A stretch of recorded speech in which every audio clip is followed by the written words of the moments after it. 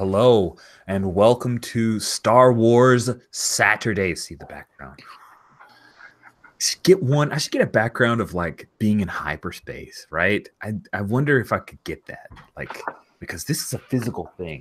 Like you can touch it. I touch space and it froze my fingers. This game is part of an ongoing living campaign. And what happens is I've run this for the Gauntlet, which is a worldwide community of tabletop fans, friends, and aficionados. We mostly play indie RPGs like small press stuff as well as OSR. And in Star Wars Saturdays, I run a game that I've been running for over a year now. Every month, we'll choose a new game, although this month I'm crazy because I'm running 2 weeks of Void Vultures and 2 weeks of Hut Cartel. So we choose a new game. People sign up through our cool RSVP system and come aboard. We create characters. We all tell a story together within that time frame. But it's all part of an ongoing narrative. So it's an anthology, but there's connective tissues. And the main canon of Star Wars is that the original trilogy is true. And I try to consider it kind of inviolate. Like we're not going to, you guys aren't going to go beat up Luke. I'm sorry. 'Cause I know he may deserve it early on, but he does some cool stuff later, trust me. And currently we're in the timeline of Return of the Jedi. And so the events of New Hope and Empire Strikes Back are all true. However, things that happen in our game will change the canon. For example, these people who have participated in Star Wars Saturdays helped Admiral Akbar get the B-Wing plans so that they could participate in Empire Strikes Back events. And also, a group of some young thugs on Tatooine did kill Dengar, the bounty hunter, which made me kind of sad because I used to have that action figure. But they did, and he's dead. He's super dead. He's not Darth Maul dead. He's dead. And so there's that, right? And we are playing Void Vultures, which is a game by Josh Roby, Josh Roburn from Callisti Press. And it is a game that was originally created kind of in its own world. It was like, it's great. It's a scavenger game. This very rock'em sock'em, lots of action, a little bit of tongue firmly planted in the cheek. And I've modded it over and drifted it so that the names and stuff are a little more Star Warsy. But at its heart, it's about people who go into space dungeons and kill space things and take their space stuff. And that's the game that we'll play. However, I know that the players who are currently with me, they're probably going to be a little bit of heart. It's probably not going to be a yuck. And I'm 100% okay with that. Void Vultures, you can get it on Drive-Thru RPGs, very low-cost RPG, great. They had a small run Kickstarter a few years ago that brought out a bunch of supplements, which are super fun, and I'm actually going to be using one of them, drifted it slightly to make it a little more Star Warsy, and I'm excited to share that with you guys. So that's Void Vultures. It's a game that is written for speed of play, and there are a few aspects of the game that we may have to talk through and just make sure that they fit our play, and that's okay. And then the last thing I want to say before we start to talk about our characters is that we use safety tools. Specifically, I use what's called the X card. The X card is a safety tool that's here for all of us, and it is if there is something that happens in the fiction that causes you discomfort, makes things less fun, makes you at any point makes you want to kind of withdraw from the game and like you really don't want to participate right now. All you have to do is just you can throw up X, you can type it into chat. We're using Roll for Your Party, this wonderful website for die rolling. On the Roll for Your Party, the safety tools are a selectable option. You can just click on the X card there. A pop-up text box will come up and say, you know, what you found problematic. We're going to stop the game. I'm not going to challenge what you've X-carded. I will ask so that we can figure out, okay, what's the roadblock? Then 5 wonderful, brilliant minds, we will come up with a way around that. We'll excise it from our fiction and we'll move on.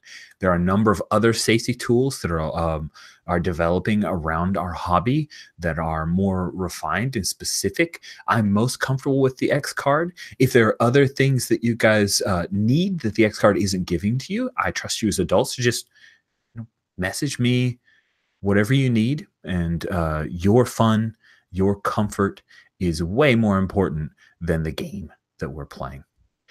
So there's that.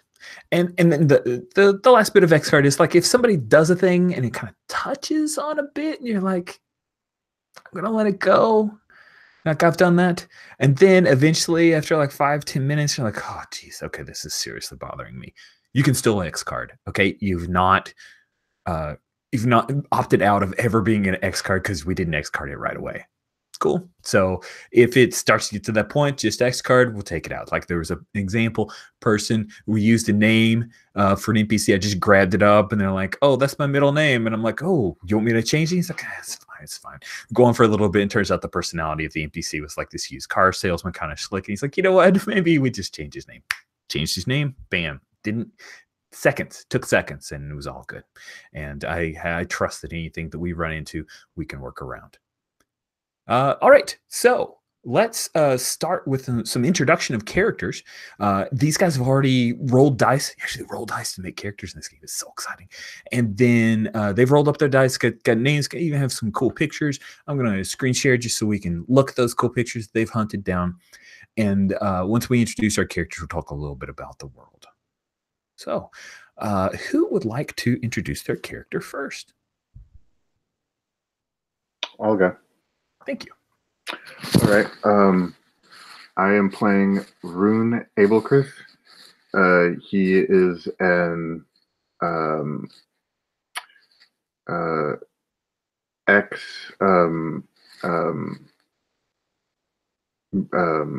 contract Marine. He's a Weequay and he takes his Marining very seriously. He also is a master chef. Which to this day nobody on the crew understands why or how he cooks what he cooks, because whatever he cooks is amazing. And also he has a Blastech E11. What it is a plasma cannon used for cutting and he's a scavenger, so it's used for cutting and like removing things, blasting holes in things, and killing. The three basics for scavenger. This all read for me. Question about your Weequay. So he was a Marine. Do you imagine that he was a Marine that worked? Because of course the Empire wouldn't have officially hired him because he's not human, right? He could have potentially been part of like an expeditionary force for the Empire, or did he fight with the rebellion, or was it something more like a localized, like planetary force that he worked upon? Probably across. He was probably on the planetary force, and then contracted out to the expeditionary force, and he denies the dishonorable discharge, but just don't talk about that. So we're clear. We're saying that I'm sorry, how you pronounce his name? Rune? Is that how you're saying it? Yeah. Okay, Rune. Cool. I want to make sure I was saying it right. So we're saying that Rune was attached to an Imperial force at one point and was dishonorably discharged, correct? Yeah. That's delightful. Thank you.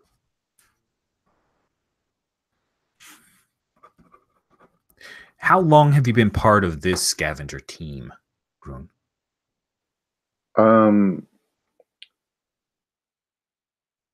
So Gran is the in command.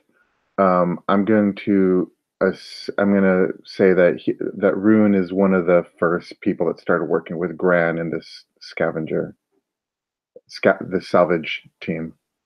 Nice. Yeah. Nice. I like that. Cool. So thank Uh, you. Oh, uh, sorry. uh, no, just assuming that's cool with Gran. So that's all. Yeah. Got a thumbs up, so we're good. All right. Anything else about Rune? We'll discover more in play, of course. But Yeah, just don't ask him about his past. okay, I'll be making sure to ask about that every chance I get. Thank you. Who would like to go next? If you're happy to go left to right, Rich, I'll go Let's next. do that. I'm playing Gran at Kitos, a human. I think that Gran probably served in the military before the Imperials took over. So, and would probably have been asked to join, to just take up a position of command in the Imperial forces, but chose not to. He's now described as scrupulous. I think probably that's drifted down from principled. And it was his principles that meant he couldn't quite accept moving across to the Imperial Navy. And as Rune has said, he thinks he's in charge. His command skills from the military, what now, 20 years old, 20 years ago. He still tries to keep them up, but he's drifted a little bit further down that scale from principle to scrupulous. Oh, this is fascinating. So you're saying that he was an officer during the Grand Republic, before the fall of the Republic and the rise of the Empire. He knew when Palpatine was a Nabooan senator, right? Back when the Senate meant something. I like it. This is fascinating. And he chose not to join the Empire. Okay. And Rune, I imagine, did Rune kind of come to you? Were you attached to that expeditionary force at any point? I'm just wondering if I knew Rune before his discharge, and maybe I value his skills more than the Empire did, because my assumption will be that his discharge was largely racism. Yeah, I think so. Yeah, I'm totally cool with that. That's definitely what he'll let people think, right? Right, Rune? Yeah, just be surprised. bigots. In terms of equipment, Gran has a blaster pistol, one of those kind of standard pew pew ones that could be used one-handed but can be braced two-handed. His command heads-up display allows him to keep track of where the team are, because the kind of work they do, isolation is dangerous. So I think, if everyone's comfortable with this, I think we all have some kind of communications net that can be tracked using the heads-up display. And he can also use that heads-up display to hack derelict, or indeed not derelict, computer systems. Oh, that's really interesting. Awesome. Cool. As long as everyone's kind of cozy with that. No opposition? All right, sounds good. Well, we're going left to right. So, Jeremy, welcome. Please tell us about your character. I'm playing Vocus Dwobrod, who is a Doug, like Sebulba from the movie I'm not going to name. And he was always like a street thief on his home planet, pickpocket, because he has those feet conveniently placed to pickpockets. And he was suffered a small slight by the Empire once. I think they just kind of like knocked him over. It was like, to him, it was like this big personal thing, but I think it was like a stormtrooper just being clumsy that knocked him over once. And so he's been doing what he can to go around and mess with Imperials whenever he can. So it's all over one slight. I love this. He's a rebel in his own mind. That's nice. Yeah. Takes things very personally. And I imagine that he ended up joining the salvages crew because he can get places that the others can't. And he likes to like slice and rig and hack things. He's not very knowledgeable at it, but he seems to be able to make things work through some sort of, I guess, luck, mostly.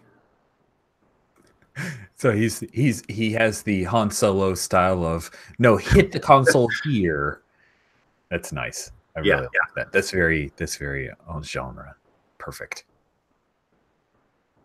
Sweet. I like it. Now, did Gran recruit you, Vocus, or did how did you two kind of, how do you imagine you hooked up, as it were, became a team?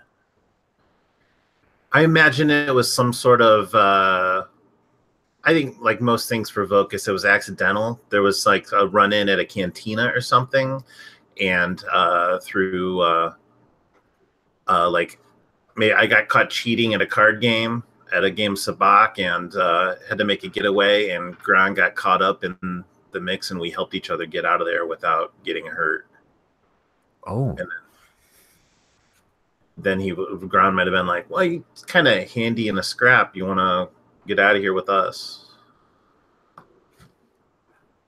I like it. Does that sound like something Gran would do? Yeah. Good. Good. Sweet. So, Vocus, are you the newest member of the team then? I think it's possible. Maybe it depends on what Akal was thinking, but I'm okay with that. Okay, cool. Yeah, we'll check in with Akal. Let's do that. It's a perfect segue.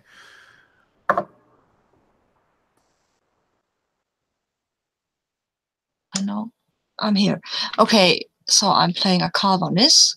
He's Dathomirian, and he is, well, he isn't on Dathomir, obviously, because he fled the planet because of the whole thing with the Night Witches, which he won't tell you about, but which was apparently pretty terrible.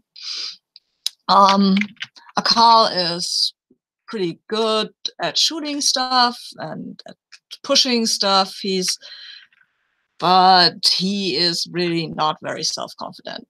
He's really like, oh, me, yeah, okay, I'll shoot it. Okay, I hit it. Yes, what a surprise. I don't know how that happened. I think he was just drifting around a bit, like joining crews that would have him and then leaving them because they were doing stuff he didn't like. He's actually thinks he has a moral code and he doesn't want to compromise that. He's not very outspoken about it, but he tends to drift away if something, if he doesn't like people being too pushy or like the Empire is too evil like that. Oh, he doesn't think it's actually a good quality, but well, it's what it is. Who did you leave behind on Dathomir that you think about from time to time? Yeah, that's what the whole Night Witches thing was about. That was this. Actually, my sister is a Night Witch, and I left her because Night Witches aren't taught to be nice, and I was taught some kind of code of honor, and we fought about it, and then I left because I'm usually leaving if I don't like things. I love it. Let's give her a name. I mean, not that she'll show up. I mean, but just so we know, just we can have a name. Yeah. I think her name is Inesta. Nesta. Inesta. You, in your mind, are you thinking that's with a Y or an I at the beginning? With an E, actually. Oh, Inesta. okay, cool. I'm glad I asked. Or we could use a Y. I think a Y is way more evil. It's more evil. Yeah, I think the Y. Yeah. It's more witchy. Cool. I like it a lot. This is cool. So, Akal, how did you end up hooking up with this team?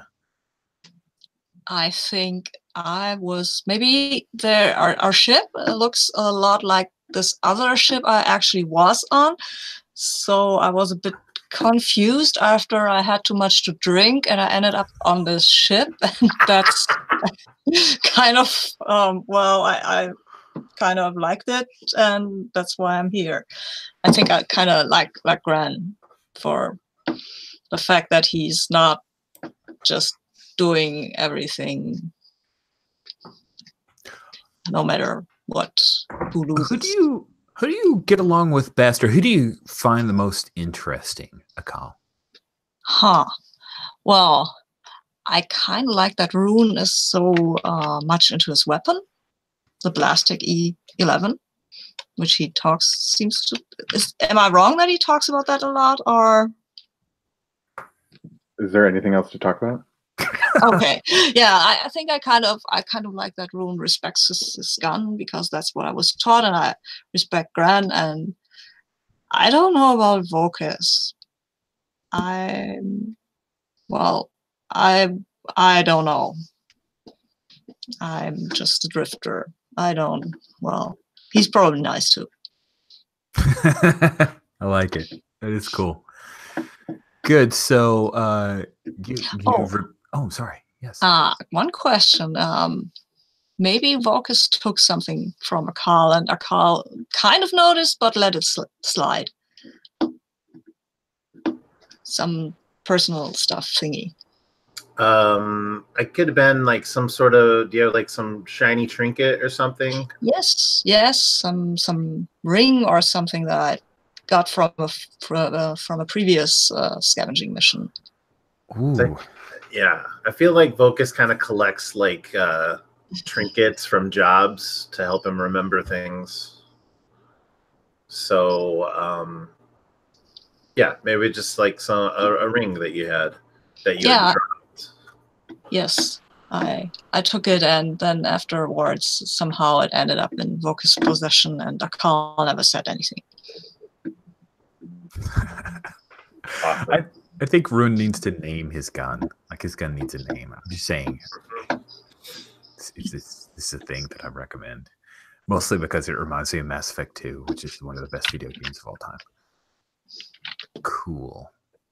Good. So let's talk a little bit about the township. This is the place where you guys reside. It's what you come back to pawn your stolen goods, your scavenging. It might be how you get notification about potential places to scavenge. Now, keep in mind, and of course, Rune and Gran would be well aware of this, the scavenging is highly illegal, and the Empire frowns upon it and will pursue scavengers for anything that they take, and then they will be thrown into the brig and probably end up in the spice mines of Kessel, where no one can ever escape. Not even droids. And so Spiceport Trident Vespa is a place that's just far enough away to where the Empire does not have an extremely strong presence, but close enough to where you can jump to light speed and reach the graveyards of large space battles, which seem to be happening with a surprising amount of frequency of late. The Rebel Alliance to restore the public, to restore the Republic, has been quite a boon for scavengers and void vultures such as yourselves. And so here at Spaceport Trident Vespa, this is where a lot of merchants travel through. There are some other Void Vulture teams who call this place home. There are some pirates who will often be found here as well. So it's a kind of a rough and tumble place. And so I wanted to ask, and I'm going to ask our Dathomirian first. Is Spaceport Trident Vespa located on a planet, or is it located on in a minefield somewhere? Not a minefield, sorry, asteroid field. Minefield, totally different field. Sorry about that. I like the field thing. Okay, so it's in an asteroid field. Yeah, Sounds but good. there are lots of mines in that asteroid field. Actually, Okay, good. So there, you need to know the route to get there, and if you don't, you might bump into a mine, and then everybody can watch the fireworks. I like it. So then Spaceport Trident Vespa is located in an asteroid belt, and within that asteroid belt, there are mines and other areas of defense for the space. Thank you. So the next question I have is for Gran. Gran, how is it that you normally find out about new scavenging opportunities? Are you the kind of person that watches the holonet like a hawk? Do you have a fixer that will notify you of stuff? Or is there like some kind of black market connection to find out about upcoming work? How is it that you normally hear about stuff? Gran has been in this business for a decade or more, so I think it's probably personal connections rather than a more up-to-date salvager would be scanning for reports. So I think it's local networks. And I noticed that we've got a couple of people already identified at Spaceport Trident Vespa, and I suppose that those might be part of that network. Cool. So Sierra, the Rhodian, who runs a repair depot, and Gorsix, the Toydarian, who I stuck in there mostly because I like doing impressions of Toydarians. Even though I hopefully nobody finds that offensive because it really amuses me. I don't know. It tickles me. It's very silly. Cool. Thank you. So connections sounds great. So let me ask our cook here. Rune, in between your scavenging, is there anything you do to make ends meet? Do you actually cook anywhere for money, or is this a thing you just do for pleasure?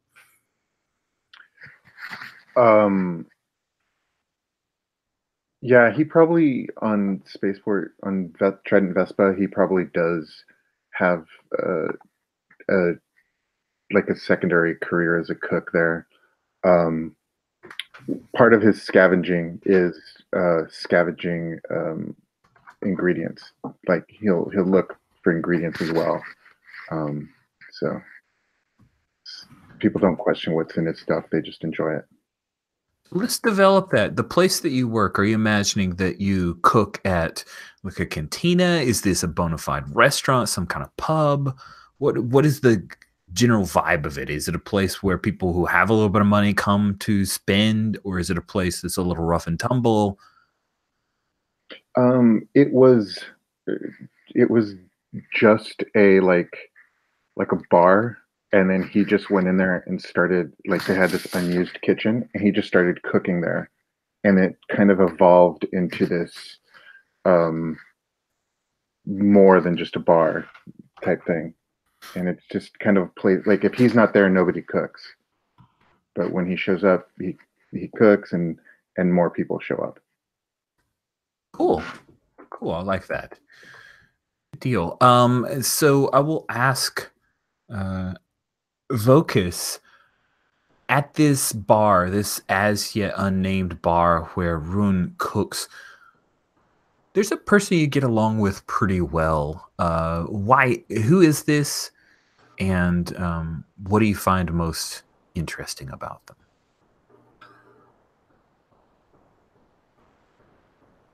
I think it's a bartender who's a Rhodian, and since this they have a really great cook there, I think this is kind of like a weird, out of place, like gastropub type bar where the bartender makes like really great drinks, and since I can make this bartender laugh, he just gives me free drinks.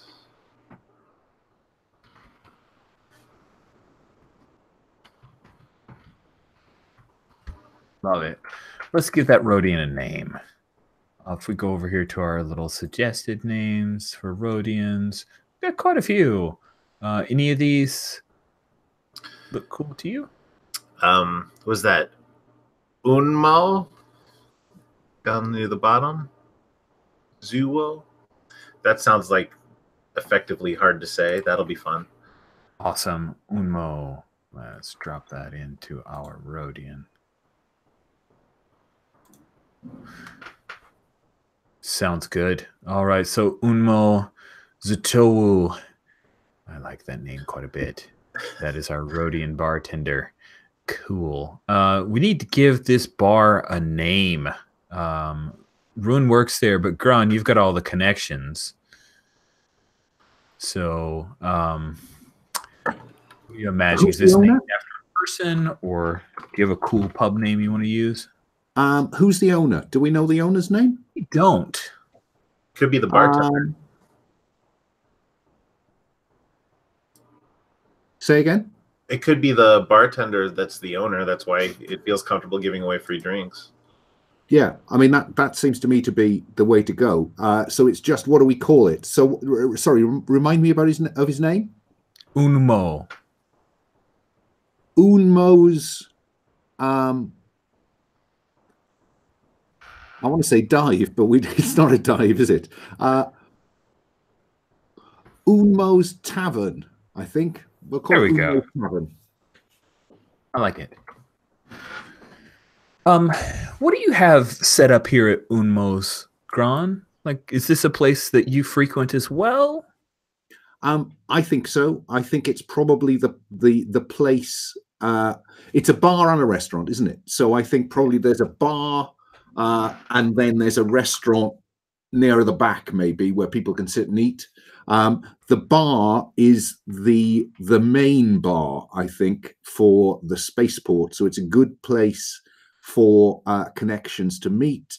Lots of coming and going, and it's the place where I think Gran spends a lot of time listening to people and buying people as inexpensive a drink as he can manage. He has to manage the margins. Of course he does, right? Yeah. So you guys have a ship.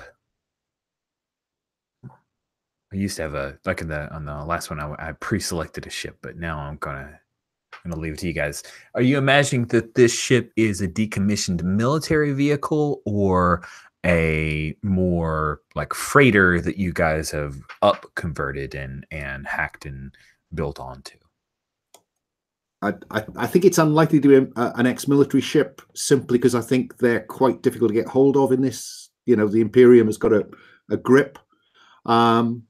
So I think it's more likely to be a freighter of some kind. I'm thinking the Star Wars equivalent of the tramp steamer, really. That is rough and ready, but peculiarly reliable. And I can never get the scale of Star Wars ships right. So this is somewhere a bit bigger than the Millennium Falcon, but a bit smaller than a Corellian cruiser. Sounds good. I accept that. Yeah.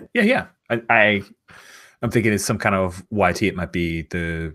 Yeah, I've got a few options. And when we take break, I may go grab a couple pictures. This sounds good. Do you have an astromech droid? He said, knowing that the droid always ends up being the most popular NPC in every game I run for some weird reason. If we can have an astromech droid, then we certainly have to have one, because it wouldn't be Star Wars if there wasn't a droid. That's true. That's so true. All right. Would it be possible for it to be a fairly ancient module that Gran took with him when he left the Republican Navy? Oh yeah. Now, is this has it been memory wiped, or is this something that's been active? This droid's been active for 20 plus years. I think this is a 20-year relationship. Yeah. Oh goodness, that is delightful.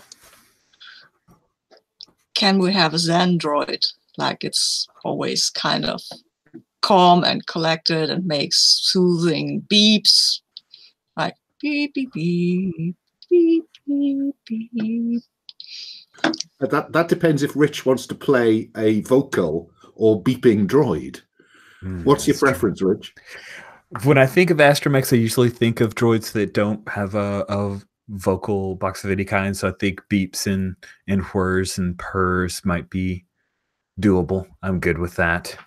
So I mean, R2D2, the R2 units are pretty old because, as we found during the never to be named movies that came before the real movies, it's been around for a while. So it could be any of the R units.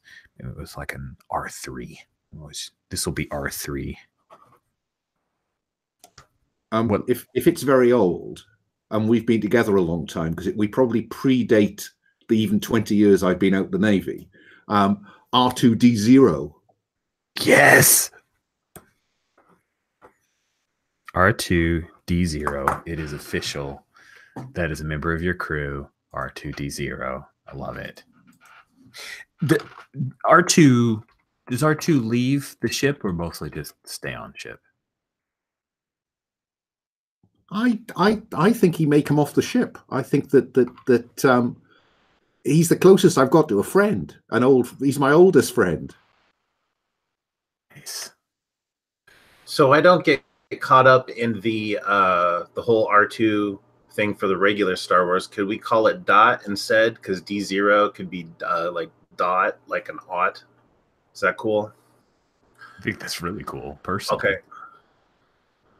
I'd like to call it Dot then instead of R2. I just want to make sure everybody knows that Rune is not jealous of Gran's relationship with Dot. And Dot is a stupid name. Rune does not like it. Nice. I'm pretty confident Dot doesn't like Rune either. I kind of imagine that we've been together for a very long time, Rune, but not as long as I've been with Dot. Dot whatever. Wins. I have a picture I want to use. I would like to suggest for Dot. Let me. Oh, poop! Stupid Imgur. All right, I will share it with you guys real quick, and see what you think. It's from an old like one of the originals. There we go. I think it's a Ralph McQuarrie pick.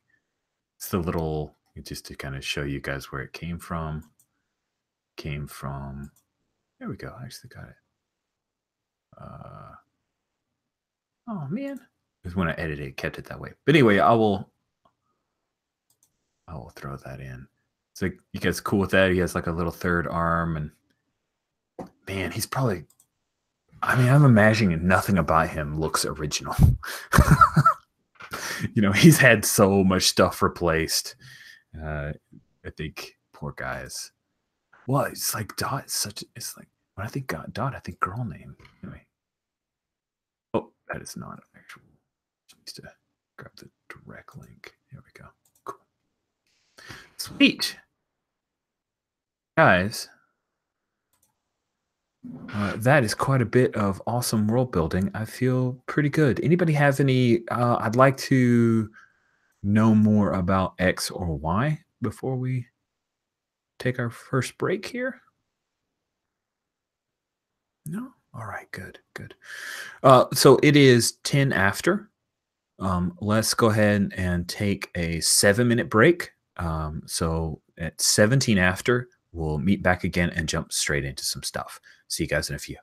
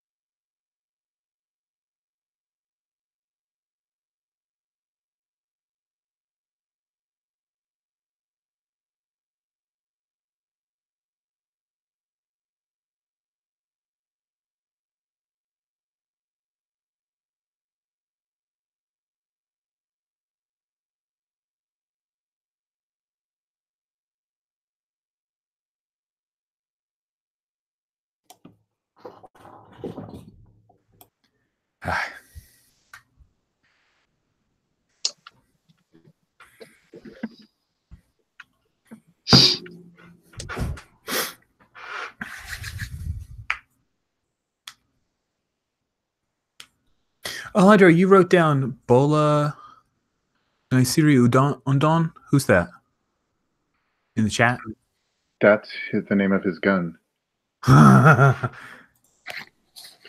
It's a hut that he respects. What's the relationship between Weequays and huts? Is it generally? Generally, huts treat Weequay well because they are really good soldiers. Yeah. So it's the name of a hut. He named his gun after a hut that he respects. Bola for short. Love it. No. It's Bola Nasiri Undon. The whole thing. That's great. Good deal. All right. I think I just realized that Akal is really suspicious. No, superstitious. He collects trinkets that he believes will protect him from the wrath of witches and Jedis and Sith and whatnot, whatever else is out there that is kind of mind controlling. Was it one of those trinkets that Vocus may or may not have collected? Yes, probably, but not a powerful one. So it's kind of okay, and maybe Vocus needs some protection from the evil witches as well. So I'm not begrudging that. He needs all the help he can get. Right.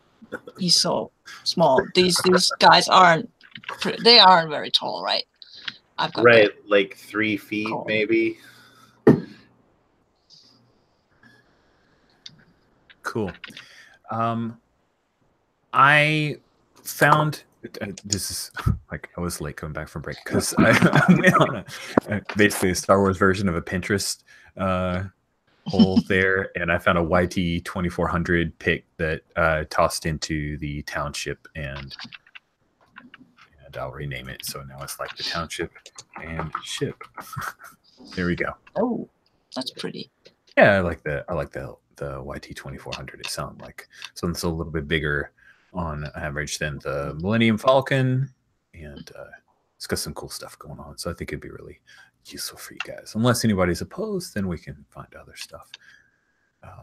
I will go ahead and say that's official. All right.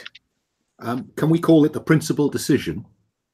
We can, because that's its name. I mean, why would you call it anything else?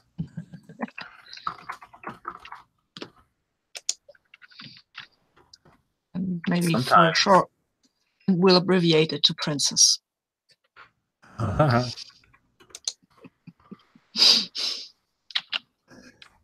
having Alan along is already paying off. I've lost significant portions of a game due to people trying to name their ship. So thank you. The time that you got back, guys, for game we will use with shooting. We will pick up on Spaceport Trident Vespa. You guys have been on a bit of a stretch without work. So things as we pick up, I imagine that Gron, you might be looking over the finances. So there's something that you track pretty regularly. You see that it's not looking great. Projecting out that in the next few weeks, you may have to start going into the tightening the belt measures, as it were. So when we open up with Grant looking over his finances, what is it that we see? What's Grant doing while at the tavern? I think he's probably confiding in Dot that this is just not looking good, Dot. I mean, when was the last time we had a dry spell this bad? I'm beginning to regret letting that guy stay, the stowaway. He could have, maybe we could cut costs. I don't know. I mean, what does a cow bring to the table? We were doing fine without him. Which but he's so fun to look at.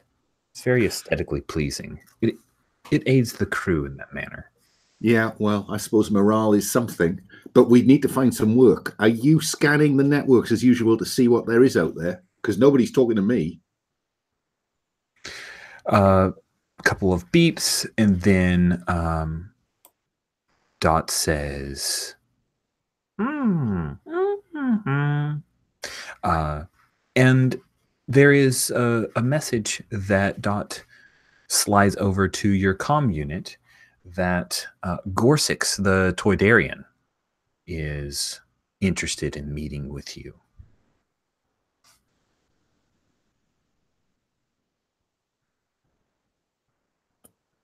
Well, I'll talk to anybody. When does he want to meet and where? I'm not your secretary. Okay, you are such a bad-tempered little droid. What does the comm unit say? When can Gorsix meet? Or if not, I'll message him back saying happy to meet. Yeah, so you end up messaging Gorsix back, and he says, Gran, it's good to hear from you. Listen, why don't you come over to Spacenomics? I'm sorry, come over to the hydroponics. Come to the garden. Need to chat with you. Okay. Make sure that it's only you, nobody else. Okay.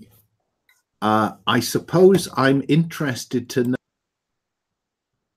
is this the way that Gorsix normally operates, in as much as, is it surprising he wants to talk to me alone?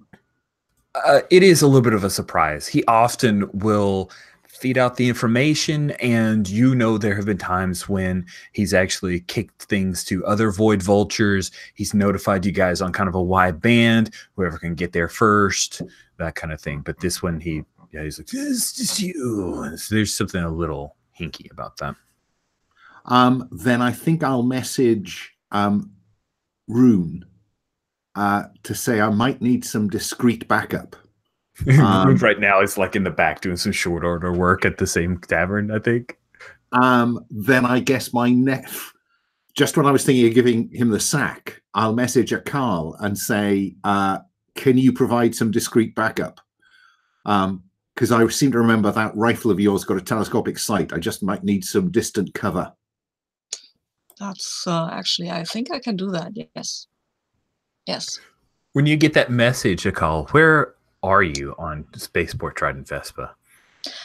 I think I am at some kind of herbalist, maybe. If there is somebody who will sell me some herbs for calming teas and blends that I actually like to drink. Of all places, I think you might frequent the hydroponics. Like, it's the place to find the best plant and the like. And so if you can kind of look at the Spaceport Trident Vespa, there are those, my brain wants to call them Quonset huts, but those rounded buildings that are between the little hangars. A couple of those are dedicated to effectively greenhouses, even though you're on an asteroid field and there's no sun. There's a bunch of lighting. It's very bright here. Everywhere else on Trident Vespa is pretty dingy and dim. But at Gorsix, it's as bright as day. It's like Tatooine. Cool. So I'll ask Gran where he wants me. Well, I'm going to meet Gorsix at the hydroponics, so I just need you to find somewhere you can cover me from. You're in a better position to judge where that is than I am. Yes, you've got about 30 minutes to get in position. That's not a problem. So cool. All right. So are you imagining this is a thing where there are a bunch of racks? So it's a hydroponic garden, and there's a very efficient use of space. So there are all kinds of multiple layers and levels of plants, then a bunch of chains to kind of hold them together, some older tech, and then they do have some graph plates and the like for some of the more refined, particular plants and flowers. So you imagine you kind of get a high up view, or where do you think that? Yeah, okay, that sounds good. Yeah, high up view sounds good. I have my trusted scope with the knock module, which might just mean that the scope I can kind of fine tune it so I can see through some stuff, because that's what's like a knock thing. But I have to tune it to see through walls or things like that. Like it. So your Savashiruk light hard suit, are you imagining that this is some kind of form-fitting armor that you have, or is it something that you... Okay, good. Of course it's form-fitting. I mean, I'm Dathomirian. We always wear form-fitting things. It's weird to think that somebody would not. Maybe the aliens, they're not that pretty. So yeah, they have weird forms. Yeah. Cool. So Vocus, as we see a couple, we're going to kind of get an idea of where you are, where you generally spend time. How are you making ends meet between work? Vocus is at the bar, gambling and getting free drinks. I mean, it's possible that he could have been walking by in the background when the Toydorian said, "Just you, no one else." Oh, nice. Cool. And so you're sitting there gambling a little bit. You're near the bar. Is this a thing where you imagine you're just like playing sabacc at the bar itself with someone? I mean, the bartender doesn't play against you because you cheat, but like other people, there are merchants who come through. Is that what you're seeing in your head, or is the Doug actually at a table but near the bar so we can get the free drinks? Yeah, at a table, play sabacc near the bar. It's just like a little dedicated section to the gambling, so it's easier for the bouncers to get rid of disruptive people. Yeah, cool. So you're sitting there. Grom passes by, leaving. Grom, did you say anything to Vocus or to Rune before you left? Well, I will. My first choice of messaging would have been to Rune, but then remembering that he's doing his part-time job, so it's. I think it's unlikely that I'll have messaged him because I know he's busy. And I suppose it depends whether he notices me leaving. But in terms of Vocus, no, I won't have mentioned it. Vocus is the most recent member of the team. To be honest, I took him on because we needed an engineer of some description, and the list of applicants was very short. So I think he still needs to earn my trust by seeing him do something useful in the field. Yeah, and so far I've been anything but discreet, I think. Yeah, I've written on the bottom of my character sheet that I'm beginning to wonder whether that was the right appointment to make. Nice. So Vocus, we see Grom pass by, heading to Thing. You're playing some sabacc. There's a Nautilin. They're the ones that have the kind of tentacle dreads going on, the big wide eyes that blink two different ways. And he's peering over at his cars, his sabacc cars, looking very, very interested. He's got that little smile that you think is a tell that maybe he's going to go in pretty heavy here. And then he sits up a little bit and glances towards the door. And that's when a pair of stormtroopers come in. Now, the Imperial presence at Spaceport Trident Vespa is very small.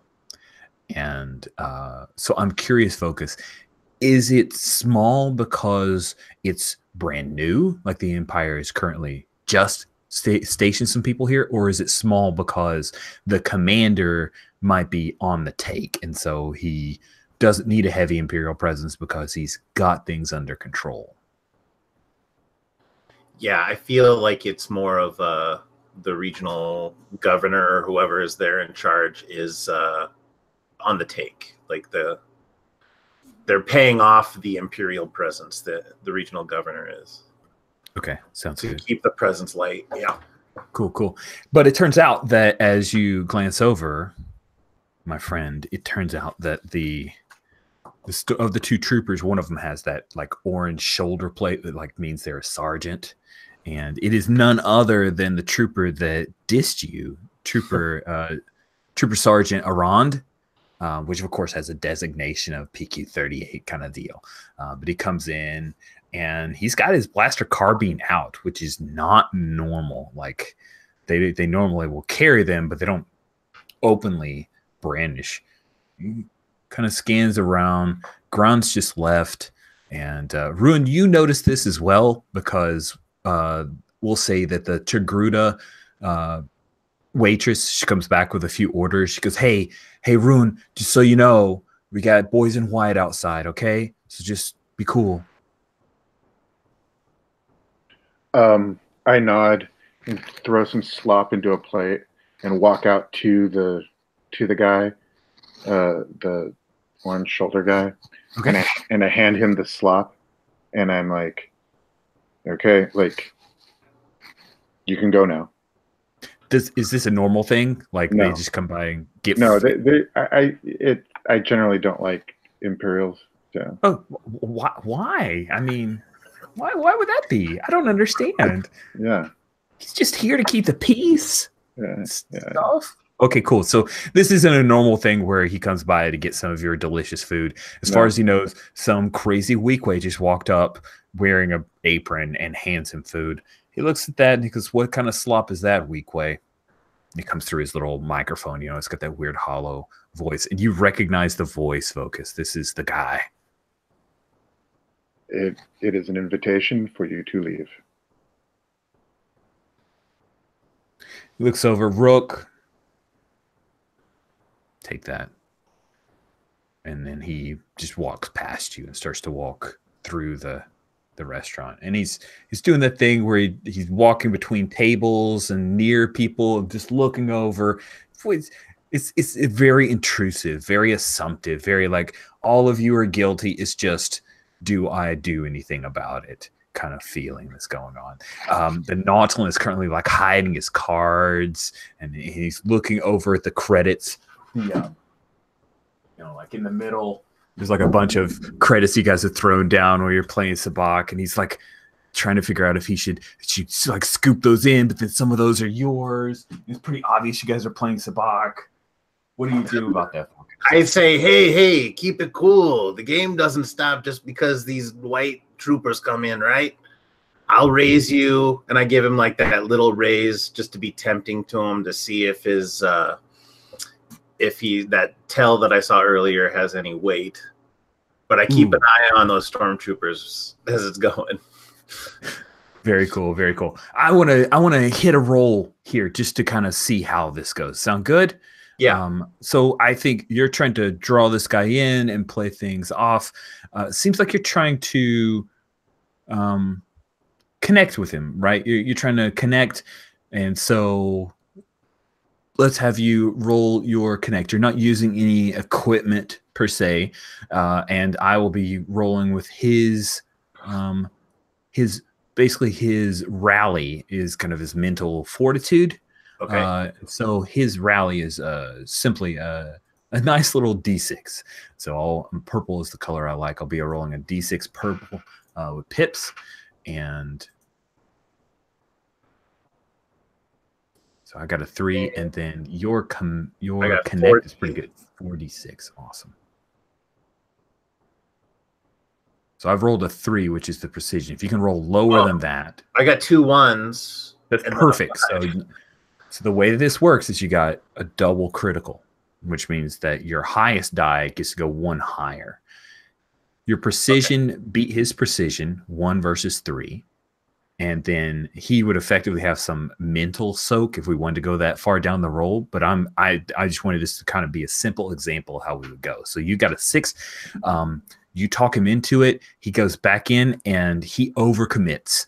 And you end up raking in to the point where he actually takes a pendant from around his neck and throws it in to meet the bounty that you cajoled him into, and end up raking all of those credits in right at the moment that Sergeant Arand comes back. I'm going to write that down for you guys, and also so I'll remember Sergeant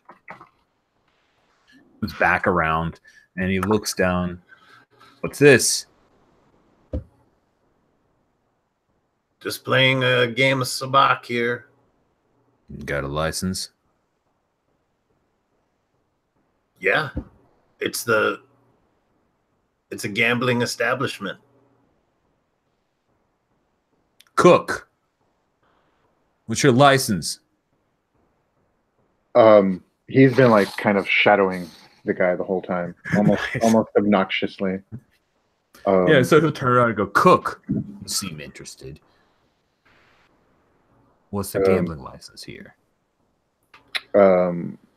He points behind the bar. There's like little license hanging on the mounted so it can't be stolen, but paper behind Unmo's behind the bar. He comes out, he's got, they have the Rhodians, they have like little suckers on the ends of their fingers. He comes in, he's like splaying his fingers. He comes around the bar and goes, oh, trooper, please do not worry. And his little proboscis mouth is kind of wiggling a little bit nervously. He says, come outside. You don't understand what gift we've given you here with this food. You should have some. Ron is the greatest cook in all of Vespa. Haven't you heard? And he starts trying to pull the trooper away, and the trooper's looking at that license, but he gets a feeling that there's something a little hinky about the immediate trying to move people away, while the Nautilan's like, oh, if he breaks up the game, maybe we should just split this credits 50-50. What do you think? He says to you, Vocus.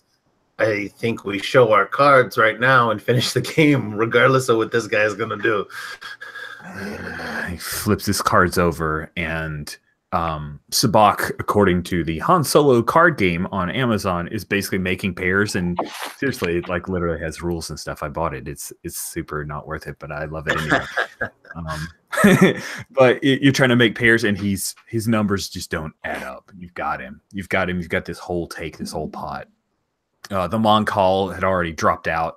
Like, he didn't go to the couple raises that you and the Nautilus, you just got him all stirred up. It's one of those where he was standing up and he pushed everything forward, and you're about to rake in everything this poor Nautilus had brought to the table, plus this little pendant that's got this weird little kind of rose petal crystal inside of it.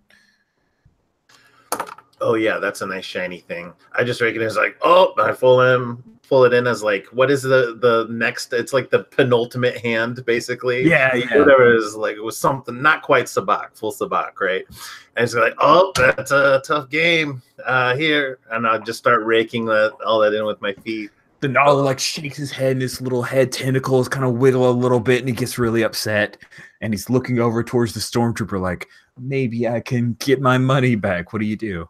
I give him like 50 credits of it and go, hey, I don't want you to go hungry tonight. Go ahead, and here's where you go. You can go see Rune for a nice plate of food. It's all right. This is part of the game. If you can't handle losing, don't play. Nice. All right. So that assuages his little bit of anger, and it looks like the trooper is going to get walked out. And who knows, maybe once they get outside, Unmo slips him a little bit of something, and there is the food, the big carton of food. So we'll skip away to Gorsik's hydroponics. We've already gotten a brief description of the place. The Toydarian, because Toydarian, those are the guys that have the kind of longish snuffleupagus schnoz going on, and little baby cherub wings that somehow carry their big bulbous bodies. It's physics, but we have laser swords, so let's just go with it. And he's great for the fact that they have many levels for all the plants and everything, because he can just fly up to them. And we have Gran, who comes in. Gran, what's your general approach, your demeanor here? How are you dressed? Do you dress well? I think I'm dressed as well as I can. I won't have my armor on, because after all, I'm just a respectable businessman. I think Gran needs to project some sense of success to the world. So his civilian clothes are reasonably well groomed, as is he. He still has standards hanging over from those years in the military. And I think that probably he is looking around, getting more and more nervous, actually, because this is not a good place to be, because you've got these, I'm thinking, passages between these vertical racks of plants, and an occasional crossways. So I'm thinking that a Carl is going to have difficulty tracking my movements in here, assuming that he's up there somewhere. And so I am nervous, I think, about this location for a meet. I want to have a look around to see if there's anything that I have any reason to be nervous about. Cool. All right. So I would actually like to know that too, if there is anybody hidden or anything, because I've been here for a while now and I've been looking around. yeah, what I'm going to do for a call is you'll make a spot roll.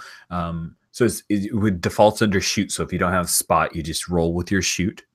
And then I'll give you a couple of details for the hour that's passed. And then Gron, you can make us, I'm sorry. Do I add the telescopic scope for Yeah, that? you should. You super should, because hey, you're using it. Yes. Okay. I have to play around with this for a moment. I'm rolling a second, and then I'm going to re-roll both of my d6s because I'm a 2d6 to hide anything funky with my Toydarian buddy. Okay. 2 4s, so my precision is not good. Okay, I've got a 1 and a 3 on my d4s, and then I'm going to roll my d6s. Quite a lot of them. Okay, so I've got a 6 for the highest and 3 1s. Oh, wow. So a 3 1s means you have a triple critical. So that 6 gets plus 2 more on top of it for an effect of an 8.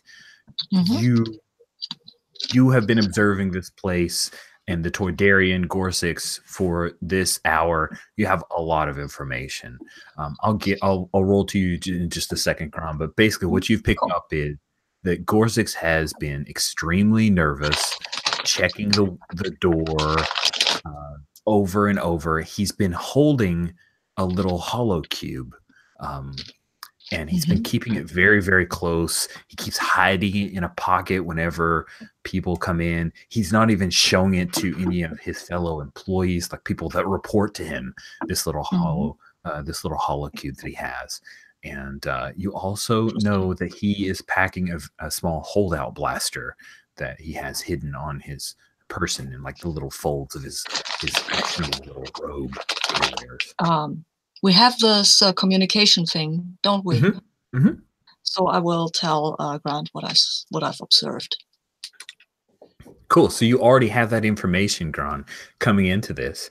I'm going to stick with his trying to hide stuff at a 4 and a 4. So if you wanted to make a spot roll to ask specific, like as you get closer, I think you'll get more of an emotional read from talking to the Toydarian, or there could be other similar to like an apocalypse roll, like larger questions that you can ask with that if you want to make a roll. Yeah, I certainly want to get some sense of his emotional state. Because I'm guessing we've done business before, so I've got a kind of baseline to measure against. So what do you want me to roll? You will roll spots, which defaults under shoot. Okay, so those top 2 d6s. That's a 5 and a 6. 5 and a 6. Okay, cool. So when you come in, you've already got this information coming in. Gorsix, he seems a little bit on the nervous side, but he's trying to hide it.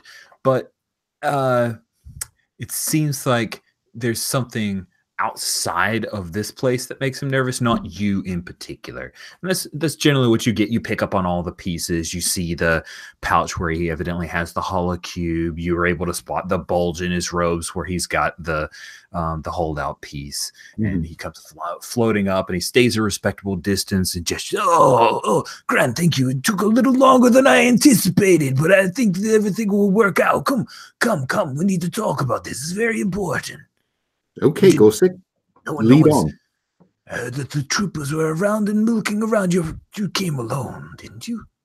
Apart from the droid, but leave him out there and you'll end up in Come on, Todd. We don't need Todd here. All that rust that he trails in. It's very bad for my plants. Look, he just follows me everywhere. What can I say? And Dot just kind of gives this derisive little blurbling beep. And then maybe you see like a little oil trail as he follows you guys. He just starts leaking out just because the Toydarians pissed him off. And so I'm saying to Droid, I'm saying to Dot under my voice, just keep your eyes open, little buddy. Of course, eyes are always open, and 360 vision.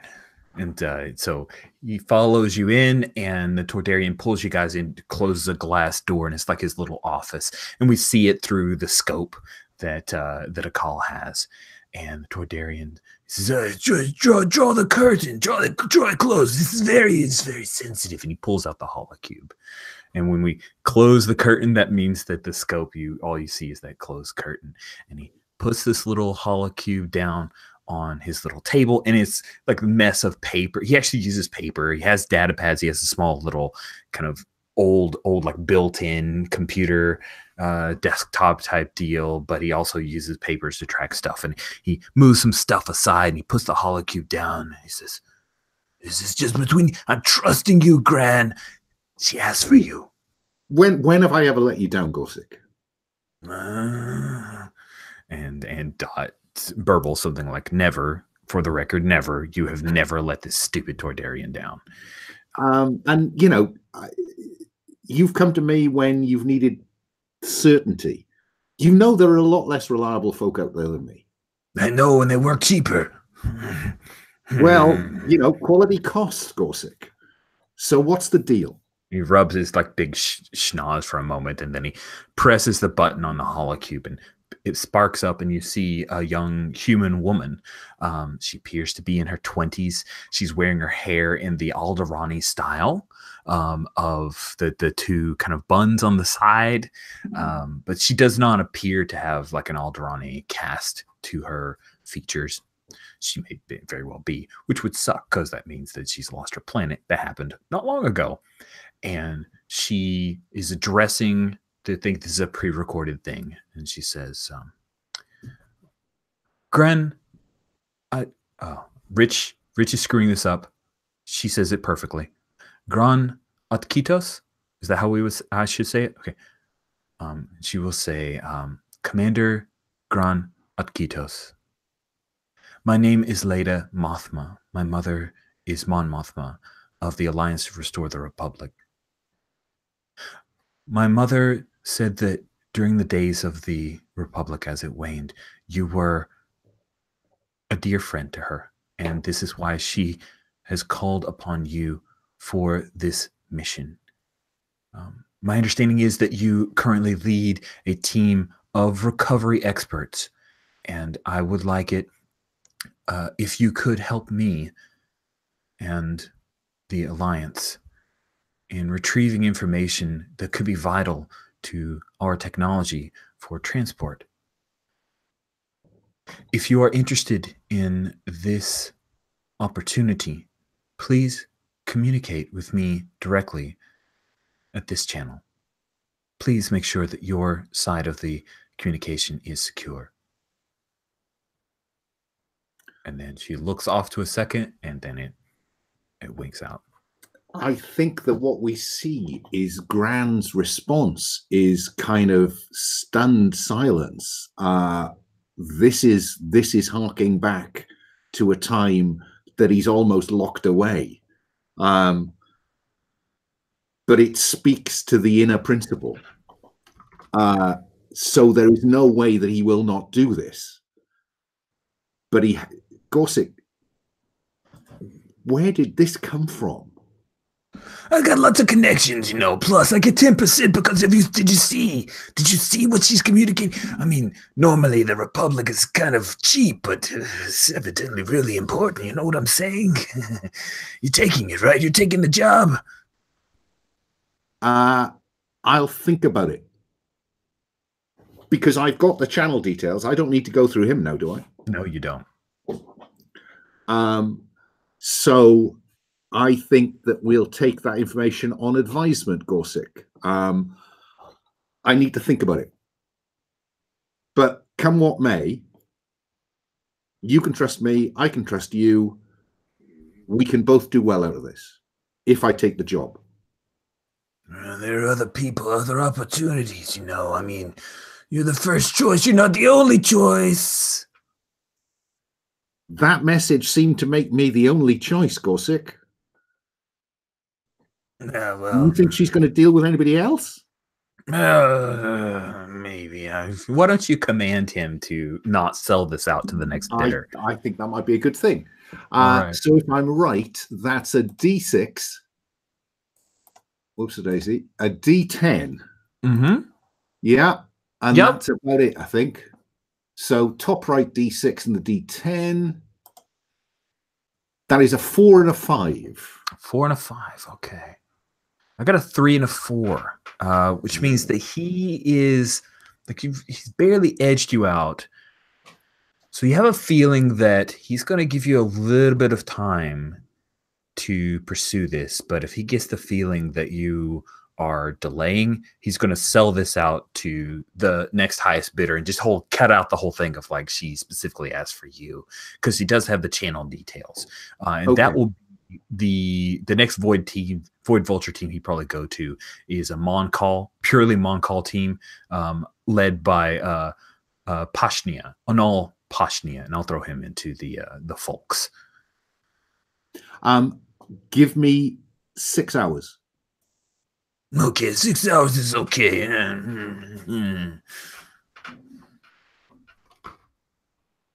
I'm aiming to get back before then, but I think I need to put out a call to the team to be ready to move and to meet at the Princess. So when you come out, do we want to just kind of do the George Lucas screen wipe and you guys are on board the Princess? Does that sound good? Does. Who's the last person to arrive on the Princess? Because we'll follow you kind of heading up the gangway and to get onto the ship. My guess is it's Vulcus, but that's yeah, that's fine. I had in mind that I was trailing after that the sergeant around just to make sure that he wasn't going to be following me, and he'll have a thing where he'll maybe walk past like the hangar bay door, and then I scoot past him and run up the ramp into the ship, and then say to Gran is like, I hope you have your everything in order as far as Imperials are concerned, because they're kind of getting pushy into the bar lately. Yeah, well, and now I imagine us sitting around one of those round tables with a broken virtual chess set on it. So one of them just keeps flickering in the corner, most annoyingly. And you were supposed to fix that, Vogus. Why? So nobody plays the game. Okay, guys. I think I've got a really lucrative job for us. The details are a little bit sketchy, but I'm assuming you're all in. What do you mean by sketchy? Sketchy in what way? In as much as the exact details are currently unknown to me, but I'm going to get that detail shortly. Okay. And frankly, apart from Rune, none of us have a way to make a living here.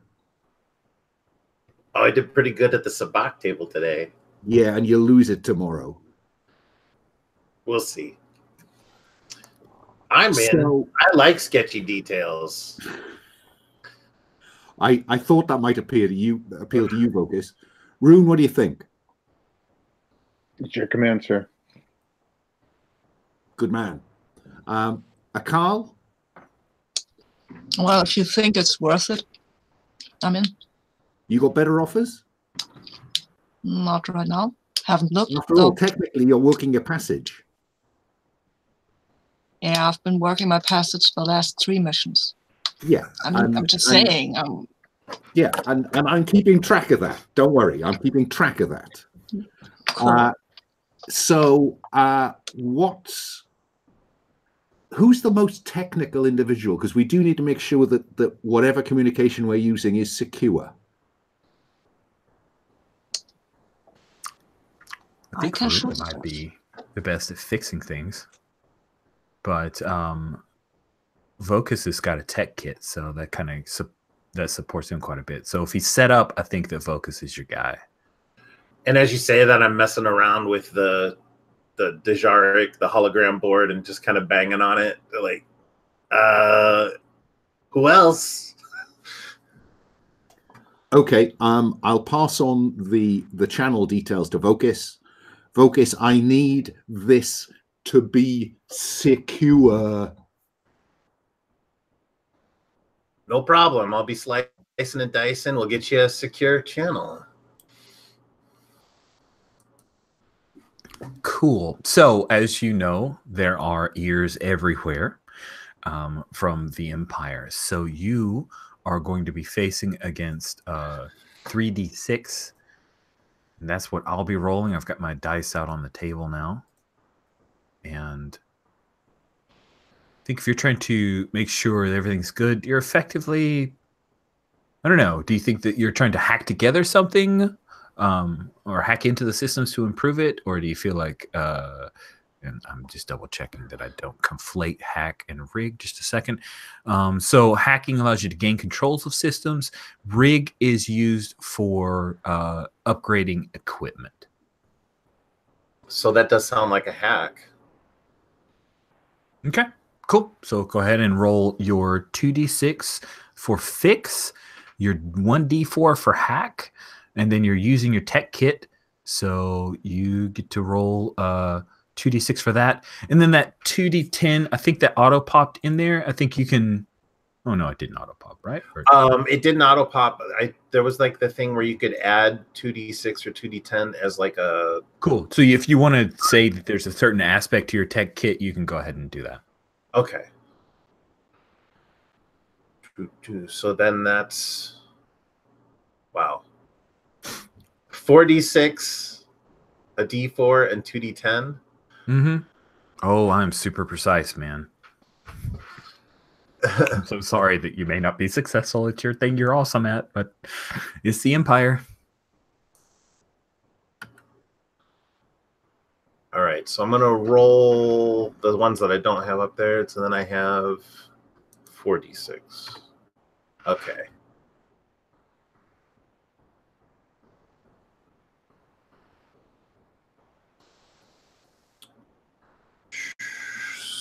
Well, yeah, looks like my lowest is a 2.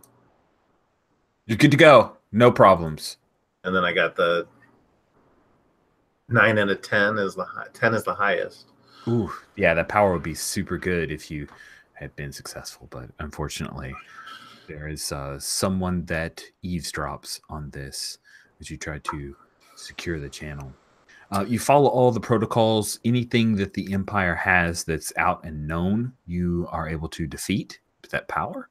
But there is someone who's tapped into the secure location. We just don't know who it is quite yet. So is that a thing that I'm aware of? That I'm aware that somebody might have listened, but we don't know who? Yeah, and you can tell the captain or not. It's really your choice. Yeah. I'll tell him. I will just say, well, Gran, I made this thing as secure as I can, but like I said, the Imperial presence, they've been pushing around. I think there's somebody keeping an eye on us here because I think somebody can listen in. I was very, very clear.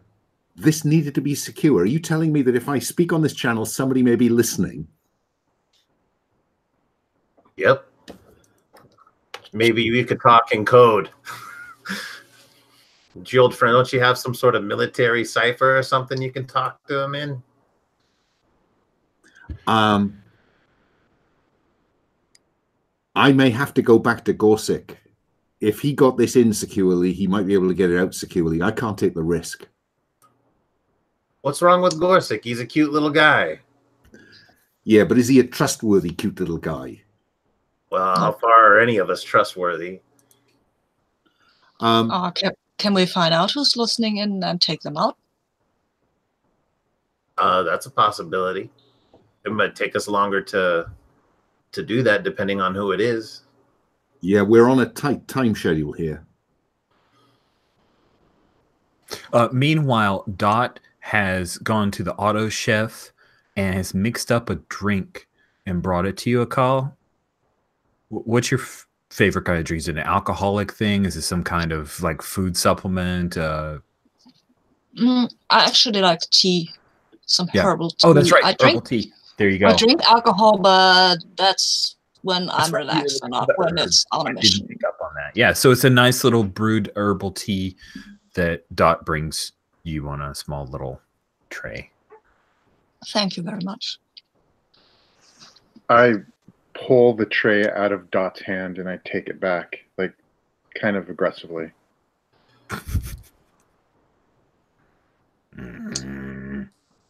My eyes follow Rune as he does that, and I shrug apologetically to Dot. Like, what can you do?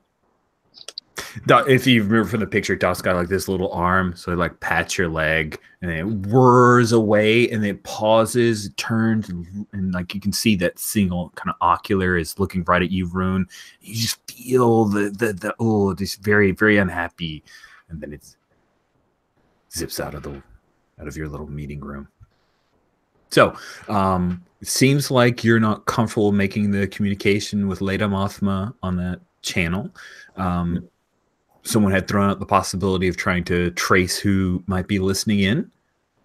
Or you could go back to Gorsix and try to find some other route. So what do you guys want to do? I have to go back to Gorsix to say I'm taking the job. I wanted to try to have a different conversation with Leela securely from the one I was going to have securely via Gorsix.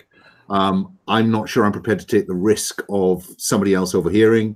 So just to throw an option, you guys could kick off of Spaceport, try Vespa, and get in the middle of nowhere and try to reestablish a connection. That's another possibility for you. Oh, then yeah. To be honest, though, no, it doesn't work, because the idea was I'd have the real conversation with Mothma here, and then I'd go back to Gorsix, having briefed her to have a different conversation. So okay, cool.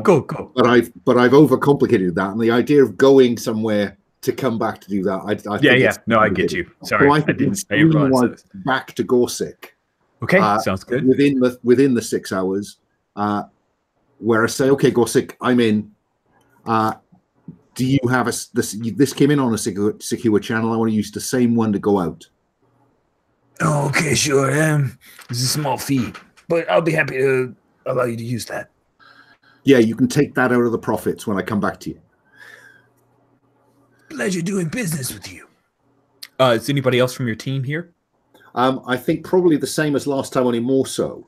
So I want Vocus prepping the princess for a swift departure. I think I need Rune nearby in case this goes south, and a Carl providing the same kind of overwatch as previously. Nice.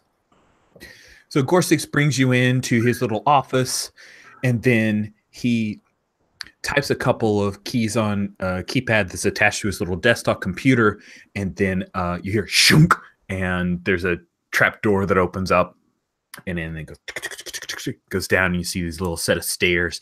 It's a little bit of a tight fit for you. It's really spacious for him, and he flies down the little area. You guys go down and in. You see that he's got a pretty powerful communication module that's set up, and just kind of glancing around, it's one of those where there's like a bunch of cables that are all spliced and wired and shunted together. And he goes and he cues it up. And wait, sorry, my dog decided he wanted to leave the room, and he was nosing open the door. So I'm going to go close it. Give me a second.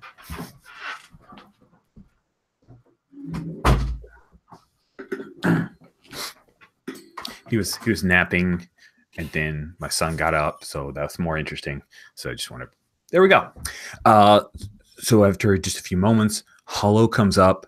You see Leda Mothma moves into the frame. She's wearing her hair, but it's obviously some time has passed since she made that recording. She's in a completely different gown, and she composes herself for a second, and you've you recognize Mothba's features in her eyes, her cast of her cheeks, and the like, but she's different as well, right? There are aspects of her father that, especially in like the lift of her ears, but there's enough of a connection for this is definitely a Mothma. She says, "Commander, oh, thank you so much for getting back to me so quickly." Your mother was a very fine woman, and I'm glad you came to me. How can I help? She always spoke fondly of you, and I was very pleased to know that you might help us in this time. I'm gonna just flip off the, just scratch at the crew network, because I want this conversation to be between me and her. And I also say to Gorsick, "Fine, guy, I'm fine now. I'll talk to you in a minute." Off you go upstairs. Oh yeah, of course. Enjoy yourself. He fly. Did you tell us that might happen, or are we surprised by the fact that our communications with you just failed? I think that you might be surprised. Oh, okay. Because I didn't tell you I was going to do that. If that's the case, I would try to make my way in. Yeah, right. Same. Nice. So a moment like this in the military. You're just assuming that they'll wait for orders, but they are very independent minded. I love that. That's pretty cool. We'll cut back out in mid, so she will begin the conversation. She can see that she kind of reaches off screen. It's a little tight on her face, the view of the hollow. She reaches off screen, taps, and you hear a click of a few buttons, and then her image disappears, and you see what looks like a very spiffy, like Grand Republic era cruiser. And she says, "This is the NFH Bullbar. In the dawning years of the Republic, there was a space folding technique that was under experimentation.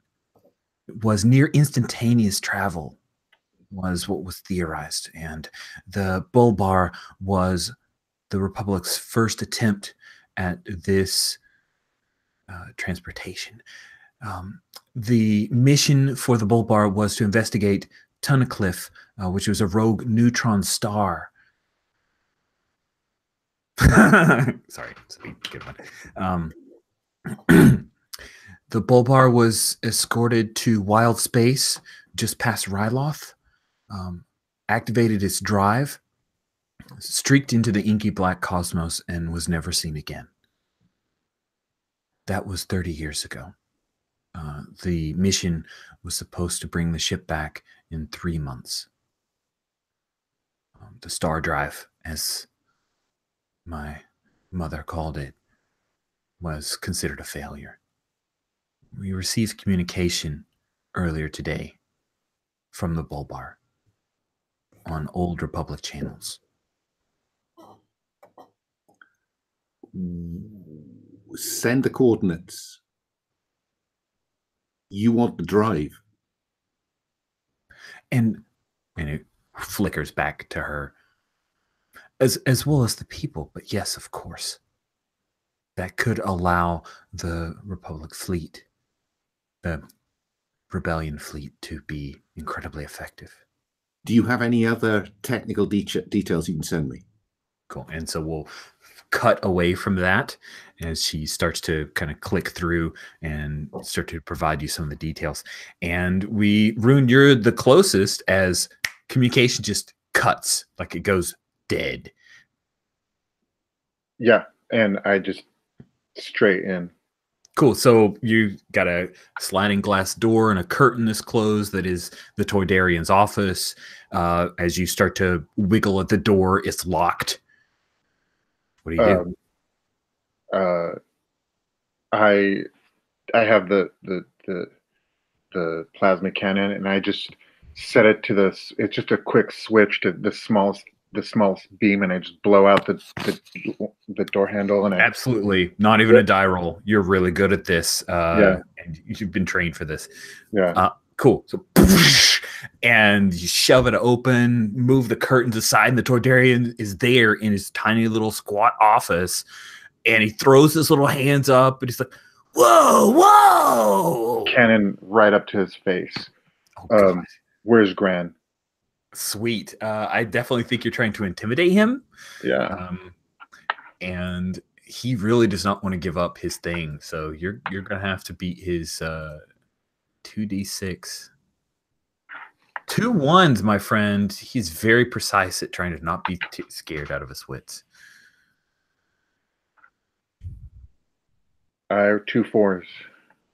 Cool. Oh yeah. So Dot's up. That's right. You didn't go down. So that we'll keep that. So 2 4s. Sweet. So he says, whoa, whoa, whoa, whoa. Here, there's a secret door. There's a secret door. Here, let me show you.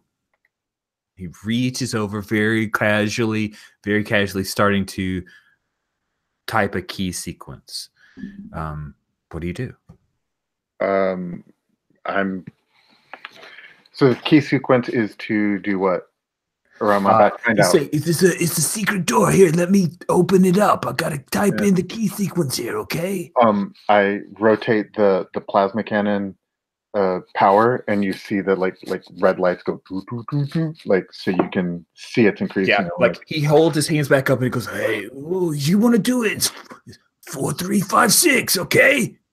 Okay, I could do it. You could do it." Yeah, I do it.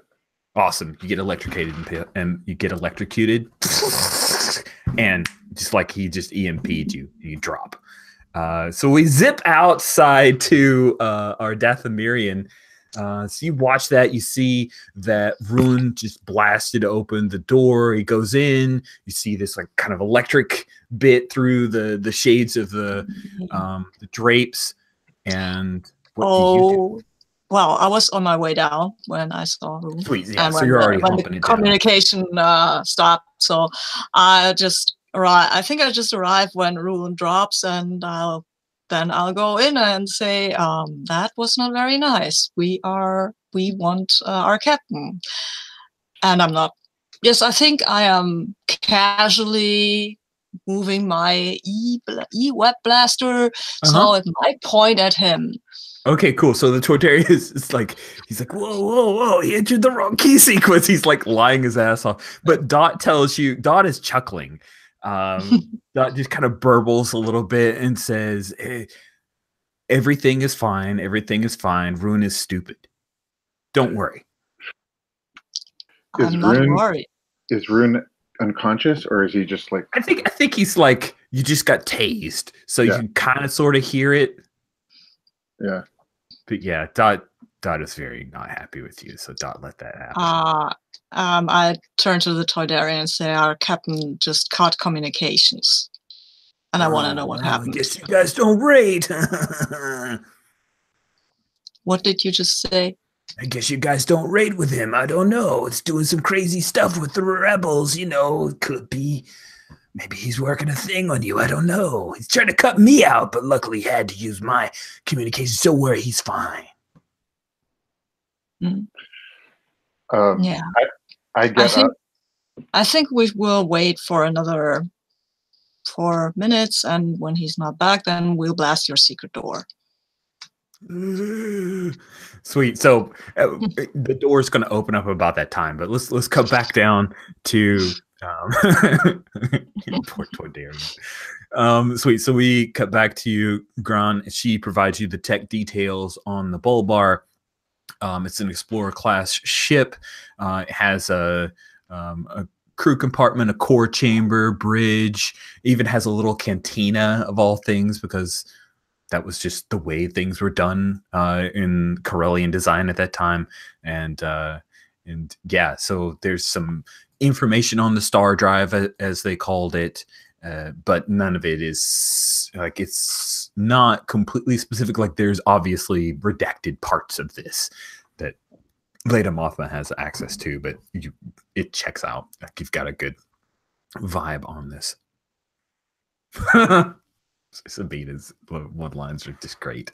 So as the last of that information comes through to my data unit, presumably I hear a kind of bump, and that will stimulate me to go back upstairs. Nice. So you come back upstairs and you see Rune standing back up and he's got his blaster and he's threatening the Toydarian. And Toydaria is saying something like, oh, it's the rebels. Maybe you got cut out. I got cut out, but hey. What the fuck happened here? You entered the wrong key sequence. What can I say? You got everything worked out. You guys should leave. It's very crowded in here. Your communication's we cut guys out. should leave. Yeah, your communication's cut out. Yeah. Yeah, okay, but dude, we were worried, okay? There must be, as we leave, after we kind of got a little away from Gorsic, I said there must be some kind of screening down there to help with the security. I don't know. Now let's get back to the princess. Get off this rock. I'm the last person. Like I let Grant and everybody go out first, and I, with the plasma shovel set at like medium low, I shoot at his foot, at his feet. So that now there's like this giant, like foot square hole, like right at his feet, and then I just walk out. Well, luckily I can fly. And screen swipe back to the princess unless this has attracted any Imperial interest. Luckily, your Toydarian friend has paid the right people to where, unless he needs them called, the Imperials aren't going to come around and bother him. Cool. So if we swipe back to the ship, then we get Vocus wasn't paying attention to the communication cutout. He had the ship all ready, and you hear like the Max Rebo, like Jabba's palace music playing on the ship, and the ship is all ready, but Vocus has been trying to hack into like the Imperial computers to have Sergeant Arand like deployed to trash compactor duty. Oh man, that sounds awesome. Let's see if you can pull that off. So that'll be a 3d6 challenge for their kind of selection. Let's see you do that. And then of course we hear over the holonet as you listen to Max Rebo as it comes to the end. And then we have Max Rebo's final performance at Jabba's palace. As a moment of silence for all the people that were lost there on Tatooine and that rebel incursion. Awesome.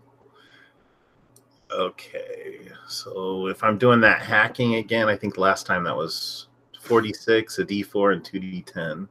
Yeah, man, look at all those dice. So many dice. Come on, select you. There we go. So I have a 1 as the lowest and the 6 is the highest. Oh, wow. Okay, So well, I got a 2 is the lowest, so you're successful, and a 6 is the highest. Yes, you are able to send him to trash compactor duty. With the power of that, he's not going to be able to appeal it for a while. Does it appear like it's coming from the governor, or where does this missive appear to come from? Let's see. We're in Return of the Jedi. I think it's like someone even higher up, like just weirdly, like off, like like Grand Moff Tarkin. I love it. Yeah. So you just click that through and send it, and whistles, and then just swings on over to the Dejaric table again to look like he was doing something productive. Cool. And you've already gone through pre-flight checks. The princess is ready to go when they come back on board. You're efficient. It's not that hard. Good. So we will have you guys come aboard. I'm curious though, what's Rune's attitude towards Dot at this point? Like, you've heard what Dot said. He's heard that before. Okay. There's just this ongoing animosity between the two. Obviously. Yeah. Cool. I mean, like him, Dot serving tea to Akal, Rune took that as a slight because that's Rune's job. That's true. Oh, I didn't even think of that. Yeah, that's Dot didn't either. Yeah. Dot doesn't care what you think your job is. We haven't discussed Rich. What? How do you want to abstract space travel, or does someone have to pilot this thing? Oh, we abstract. Like you punch it in, you go where you want. Fine. I'm not so worried about that. Then we go to the coordinates I've been given. Sweet. So any briefing you're giving these guys? I'm just curious before you go or during the travel. Like you plot in the coordinates, you guys go into hyperspace. I think probably the briefing is where we're going, whatever technical plan I have of the inverted commas wreck, but I'm not sharing anything about the connection of this to the rebellion or Mon Mothma, and I think I'm probably not sharing the details of that drive. So I've drifted back to need to know now. So they know enough to get in, they know enough to get the stuff out, but they don't know what's behind all this. What are we getting paid for this? Just question. Cool. So the answer is, of course, other than the star drive, anything you guys scavenge there, you can resell. But the core payment is that you're being paid, and we'll abstract this a little bit, but money sufficient to replace the princess, which you guys split 4-way is a lot. Let's be clear about replace and split 4 ways. Just saying. It's on the order of about 15,000 credits per person, which is significant. So why are we getting paid so much if it's just a wreck that we're supposed to get off? Do we expect people to be there and to fight back or something like that? There's a degree of uncertainty about what may be aboard. Okay. Just to be clear here, I'm not about to murder some people for stuff. Doth Miriam, you have too many questions. The commander commands, we follow. It's not a military operation. Yeah, that's not a military operation. That's how horrible things happen. I'm not going to just do whatever he says. Well, why are you here? This is the best chance for me to make some credits, and I like you all. Well, I like most of you. Right. I'm not here to be liked. I'm here to support the commander's orders. All right. Now we sound like we're on a game show or something. Yeah. Again, yeah, it's fine. You don't have to be liked, but it's a valid question. What do we have to expect coming up here? I don't expect any active opposition. We're the only people with the coordinates. It'll be fine. Too many questions, and I'll leave the room.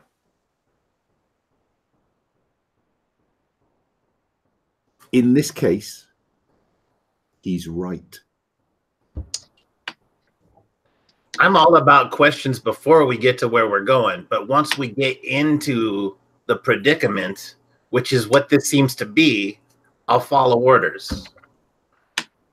So if you think it's going to be fine, I'm still going to bring my riot gun, and we're going to get in there. That's all I ask. If the circumstances change, then the briefing may be updated. What do you think, Akal? Does it sound all right? You doing okay? I'm doing okay. I just think I need another job, really. Because when you didn't say that we wouldn't go to murder people, then that's something, well, that's something you could have said. I don't set out to kill a lot of people, but we need a payday. Sure. So I think, Akal, what he's saying is that the job isn't murdering innocent people, but if there are people in our way, we might have to shoot some folks. Is that right? Yes. That's what I'm understanding too. Okay.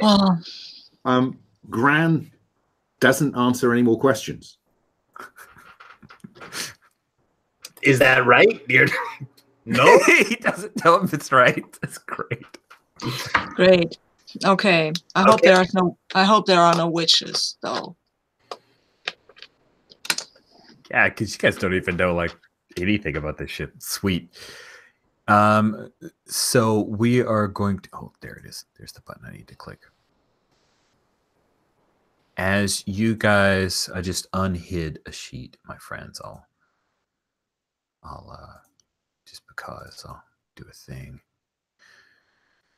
You guys come out of hyperspace, and after a brief period of locating the signal, you come upon the NFH Bulbar. It is broadcasting with old Republic protocols. And as you come closer, the first detail of the ship is that one of the crew compartments has become detached, and it dangles behind the ship, connected by a curving boarding corridor, trailing like an umbilical cord. The lights are on, and the airlock on the dangling module, we'll say for these purposes that Vocus is your pilot right now. You see that the lights on the airlock are lit ready green, which means you could easily dock there. And it's large enough to where you could bring the princess in there. So that is what you guys see as you approach.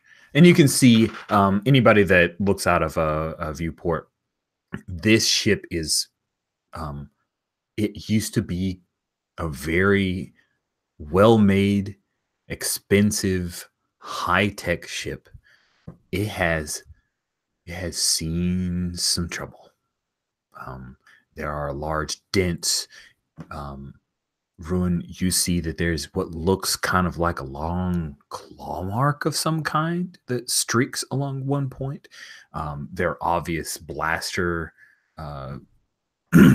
bolts, aspects of the ship that have been patched over time. But it also has, the NFH Bulbar is written very clearly there. It is an old Republic ship. Suit up. Take us in, Vocus. I'll just go right where that the airlock is. Let's get us ready. Okay. Cool. So you guys pull in the princess. Dot is there, gonna bring in all the information, collecting the comm, transporting anything. And what you guys hear is that it is an automated distress call that is coming out. There's no one person who's calling out for help. They're not responsive to any comm attempts. You come in with the princess, drop it. There's a little bit of gravity. You went through the force shield, right? So there's atmosphere on the inside here from what you can tell. But of course, it does make sense to be prepared in case there are weird things that happen. And Rune, secure the other side of the hatch.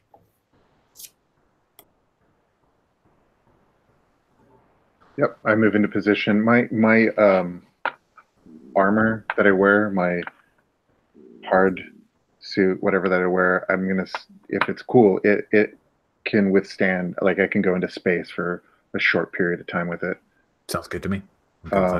Yeah, so I'm fully armored up and I go in. The life support readings on the ship that we're getting through there, everything is good on the other side, or are we checking that? I think you would need to make a hardpoint connection in order to really get a good read on it. What you did see, though, is there were a number of surface lights that were active while the engines were quiet. And she is drifting, that it appears that it does have power. But as far as how intact all of the atmospherics and all that good stuff is, you'd need to go in with your tech kit and kind of like how R2-D2 would like go in and dial it in and stuff like that. You need to do that. Just to clarify, I think that Gran, he's flashing back to military ops now. He's expecting his specialists just to use their initiative. So he'll tell you what to do when he needs to tell you what to do, but he won't tell you what to do. Yeah. Rune totally falls in line with that. So. Cool. So you guys, the gangway comes down. You come into, you see that this particular hangar is a little tight. Like it can hold the YT 2400, the Princess, but probably the only other thing that could squeeze in here is something on the lines of like a starfighter or a shuttle. Neither of which are here. There's nothing in this hangar. You do see that it looks like a lot of it has been stripped bare as scavengers with your scavenger eyes. You can see there's a whole lot of patchwork that's been done on the interior plates. There's some things where they've removed aspects of what was kind of built in and rigged it in different ways. It looks like this is a ship that's been held together, a spit and baling wire at points. But the hangar is empty at this point. All four of you come out into the hangar and want to move further, or you haven't? Before I leave the ship, I'll be last off. You see me kneel next to Dot and say, okay, fella, you need to stay here. Keep your eyes open. Let me know if anybody else appears on the ship sensors. And I will try to get any information back to you. And if all this goes to shit, you get that back to Mothma. He burbles a little bit and he says, is this the part where I'm supposed to bravely say I'm going to come with you? Because I'll say that if you want. I know you better than that. Do your job. You do yours. I'm not wanting to leave you.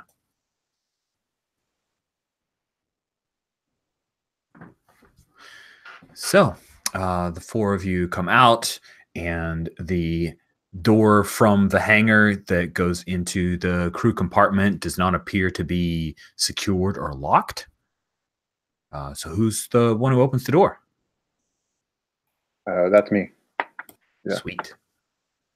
So, Rune, cycle open, the door slides apart, and immediately there is blaster fire that comes from the other side of the door. What do you do?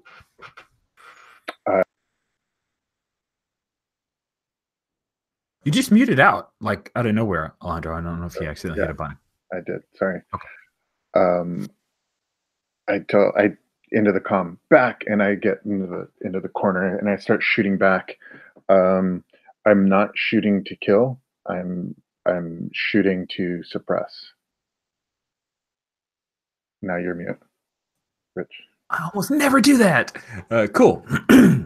So we're going to fall into combat. With the time that we're at right now, we may not get fully through this combat. We'll just cliffhanger at some point so that we can still do feedback and make sure everybody's good to go. And then we'll pick it back up next week. So the way that combat works is that we will roll a dash, and then I roll dash for all of your opponents. And then we work down that order, and dash is the initiative happens every round. Yeah. So it's 36 after. Has somebody request a bio break? It's not a bad idea. Let's just take a couple minutes. So let's take 4 minutes as I like things nice and easy. So we'll see you guys at 20 till.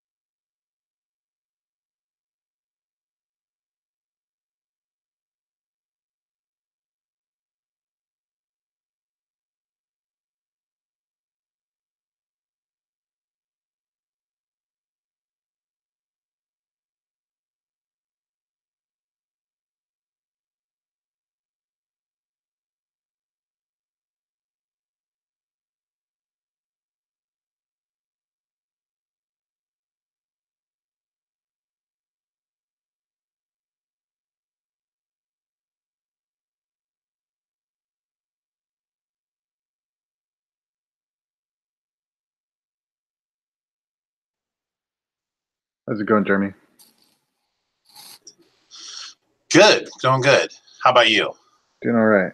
Cool. Where are you at? What part of the country or world? I am in Iowa, Davenport, Iowa.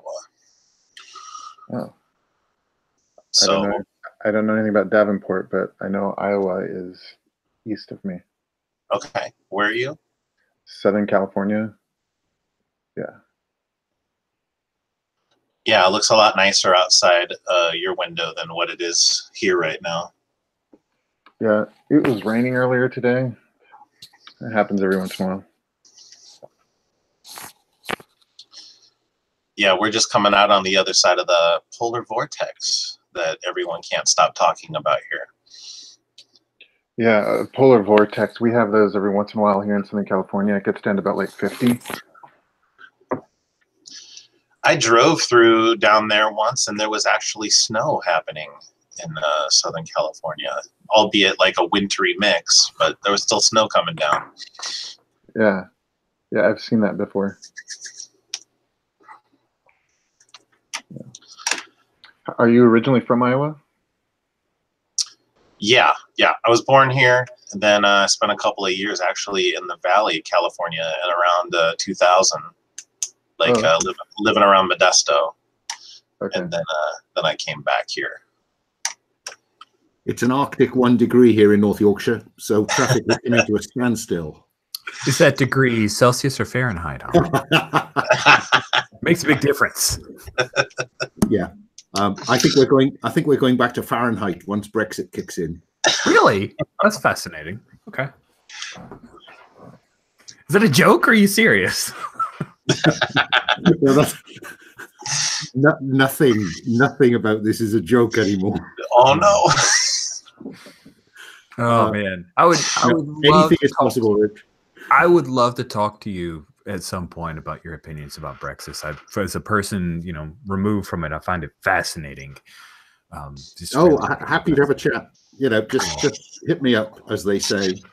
Won't be nearly as fun as the pew pew, but it's still fun. I would love to be in on that conversation. That's it, man. That's it. Okay, cool. So what we do for initiative in this game is everybody rolls dash, just straight up dash. And then the precision determines the order for who goes when. And don't forget, you've got tokens. So if any point you're like, screw it, I want to go first, you can spend a token, re-roll your dice, and go. I have rolled a 2 and a 6 for the dash for these guys. So they go to 2, and I'll just do a quick note of that. You just tell me the lowest value of the dash dice that you have rolled, and then I'll create our initiative from that. And I may create an initiative thing on the sheet between games. Does catch or dodge play into it? So that is a fair question, but no, it is just your straight up dash value. So I'm 4. 4? Okay. And what did you say, Sabine? I've got a 2 as well, but I've got also a 4, so I think these guys go before me. Okay. 4. Okay. For Rune. And then what about Vocus? A 5. All right. So I will write this down real quickly. It looks like it's going to be a call. And it's going to be the spacers. Then it will be, let's see, I'm going to look, ties. I think that we'll go with whoever has the highest value. So it'll be Gron, then Rune, then Vocus, dead last, my friend. Sorry. So Akal, you have a higher value of dash because of your dodge. So that's how I'm putting you first. Okay. Cool. You go first. You see inside the crew compartment, there are a total of 5 individuals. 3 of them are human. 1 appears to be a cyborg, and the last one appears to be a Rhodian. Oh, nice. I'm wondering, is there some kind of thing that I could make explode or something just to, just to throw them a bit off, because I don't really want to kill them. I don't know what they're about. There's this airship anyway. And I would like to, I don't know, shoot a pipe or something that will release some steam that just will scald them but not kill them, just distract them, and maybe maybe something like that. Sweet. So, scanning the crew compartment, you find a couple of points that you could either use to try to create some cover for yourself, or to distract, disable them, or hurt them a little bit without just shooting them straight in the face. Don't forget that a lot of blasters do have a stun setting. The heavy blaster pistol that Gran has is basically the Han Solo method. There is no stun setting for that one because it's modified to be a heavy blaster, but most blaster carbines and blaster pistols have a stun setting as well. So don't I have an E-web repeating blaster, so I kind of imagine that there is some kind of stunning web that flows out of this. I can tighten the beam, so then it will make more damage, but if I widen the beam, then maybe we can hit more people and just do not as much damage and not kill them. So I'll use that one, and just to get that right, I use my shoot and then I use my weapon, right? Correct. So when you roll these dice, and that's a great question, let's walk through it. You're going to use your shoot and then your weapons for 66 plus 2d10. Holy cats. Yeah. So they're going to try to get out of the way, which is going to be they're trying to dash. So they're rolling a pitiful 2d6 to try to get out of the way of this. Okay, now come here. No, there it is. So I've got a 1 and I've got 1 left to roll. Yes, I've got 2 1s and my best is a 6. I was so excited because I rolled a 1, but that is pretty nasty. So with 2 1s, you're definitely successful. That extra 1 pushes your 5 to a 6. I saw you already did the math. Awesome work. So that is the amount of damage that they need to soak. And soak is underneath, and just double checking to make sure I don't misspeak. That is underneath the heave. And so this is how much they try to soak out of it. Now, question. You talked about doing a wider spray. Are you imagining that you were going for, let's see, does your E-web repeating blaster have any special settings? Because you could. I still got a module left, which I haven't used. So maybe it does. Cool. If you want to throw that module in, then I will allow you to do something called area effect. Cool. And that's in the rules, but basically what it means is when you use this equipment, you can sacrifice, sorry for my dog, you can sacrifice any die out of your roll to use another die as a second power die against a second target. And you can use that until you run out of dice. Okay. So what that means is you needed both of those D1s in order to have the precision you needed to hit.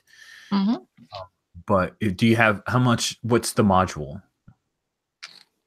I can wait. The module should be a 2d6 or? 2d10 if your knock's a 2d6. Yeah. Okay. Cool. So go ahead and roll 2d10 more. Oh, nice. Let's roll these. Yeah, I've got a 5 and a 2. Okay, a 5 and a 2. Awesome. So you can, if you want, within the dice that you've rolled, you still need to keep the 2 1s. Use the highest power as the damage that's going to object 1 or person 1. You can sacrifice another die in that pool to say another die is the power that's going against someone else. Okay, cool. Until you run out of dice. Does that make sense? It's a little fiddly, but I also think it's kind of interesting.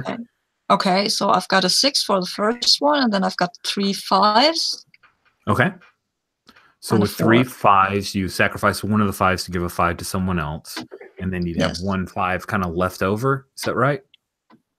I have 3 5s. I sacrifice. Oh, okay. I sacrifice one of the 5s and give 5 to another.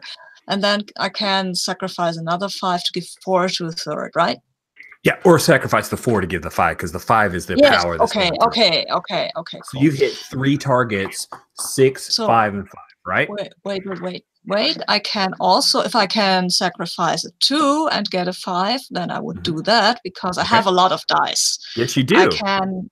Yes, I do, because I can sacrifice 3 dice and to do 3 more 5s of damage, if that makes sense. Cool. Yes. Yeah, I will do that. Sure. Holy crap. So you kind of bust out and go blah, blah, blah, blah, blah, blah, blah, blah, and hit several of them. I mean, there's a total of there's a total of 5 in here. You have hit 4 of them. That is pretty awesome. So this thing where Grun was thinking, why do I have you here? Like, maybe he'll reconsider that.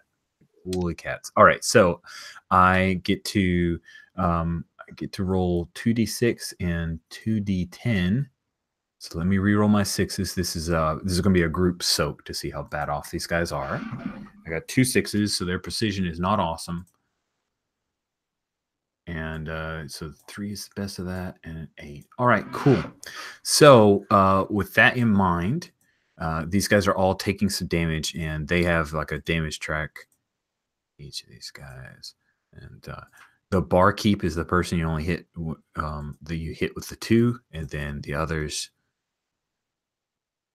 See, yeah. So the doctor, who is a human, is the person who got a 5. There's a mate and a tech who all got 5, and then the barkeep.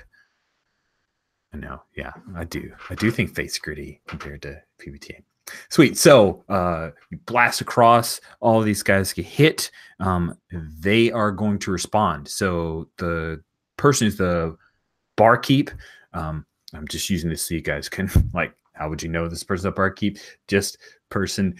He has a very small blaster pistol. He is going to drop down and take cover, whereas one of these guys is going to fire back at you.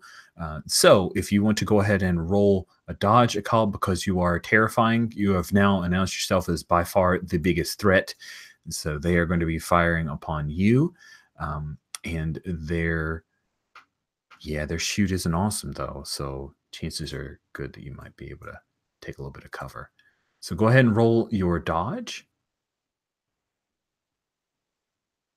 And if you're lower than a 3, then you kind of step back out of the way. And you're muted. I'm muted, but I rolled 2 1s and a 5. Wow. Okay. Yeah, you easily move out of the way, and so that was one of the folks that you had shot. They kind of burst back from the stun. It hurt quite a bit, but he fires back. Others are moving up towards the door because not all of them have weapons, have blasters. One of them appears to have kind of a rigged up little axe or blade of some kind, and he's going to try to kind of run in up on you guys. So there's that. Now it is going to be. Can I spend a token to interrupt the initiative order? Sure. Then I'll do that, please. All right, go for it. What do you want to do? I want to broadcast through the command HUD. Stand down, stand down. This is Commander Akitos of the Republic cruiser Kobin. Stand down, stand down. Nice. Cool. So the first thing, as you say that, you're trying to connect to these folks, you see there's a bit of madness to them, right? So you realize that whereas you may have expected Old Republic crew would immediately cow to that, they don't. But you may still reach them. It is possible. So let's have you go ahead and roll that. They are using rally, which is effectively their desperate attempt to hold on to their own madness, as it were. Space madness. So I will roll their quite rally. You will have to do well, my friend. I'm just going to tell you that. Good. So their rally is actually 4d6 and 2d10. All right. My precision is a 2. So you are going to be rolling connect plus your d10 command. D6 and a D10. Yep. Does the command module give me any benefits? You let me know how you think it does. And Well, in as much as that's, I'm kind of assuming it has some kind of broadcast capacity. Sounds good. There we go. That's our excuse to use it. Go for it. So I think that's 4d6 and a d10. That's 2 1s, and my highest is a 7. Sweet. Cool. So you give out that command. You jumped in front to give out that command. Rune, they pause for a second, but they're also kind of in the middle of action. Rune, it is now your turn. You just saw your ally get shot at, and there's someone with an axe that's coming at you, and your boss just told them to stand down. It's not entirely clear if they're immediately going to do that or not. You can wait and see what their full reaction is, or you can shoot people. What do you do, Rune? I was about to shoot people, but given the commander's command, I shoot some sort of structural thing that'll collapse on top of them and not kill them, but kind of, at least stop them or pause them or some sort of something. Okay, cool. So you're trying to kind of create a barrier of some kind, or a little bit of a. All right, sounds good. But kind of specifically on top of them to, yeah. All right. So then I think you're effectively attacking the structure of the ship. So the die, I'll roll 3d6 against you. Okay. What am I rolling? You're rolling to shoot, I believe, right? Yeah. Okay. So whatever you want to bring in on a shoot roll. I got 2d8 that I didn't know.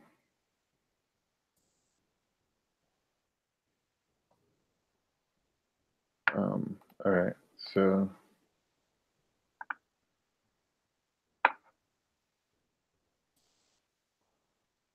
3, 6, 4, 7.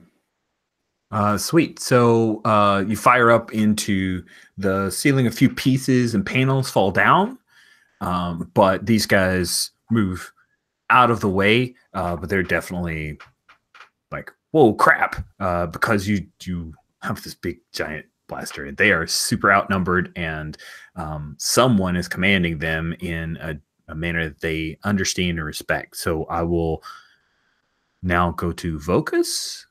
What do you wish to do?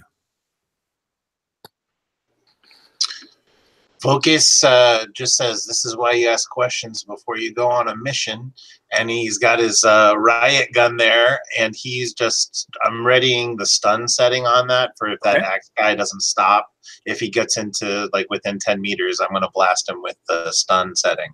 Okay, so it looks like he's trying to slow down, but it's one of those where he ran hard in a sprint.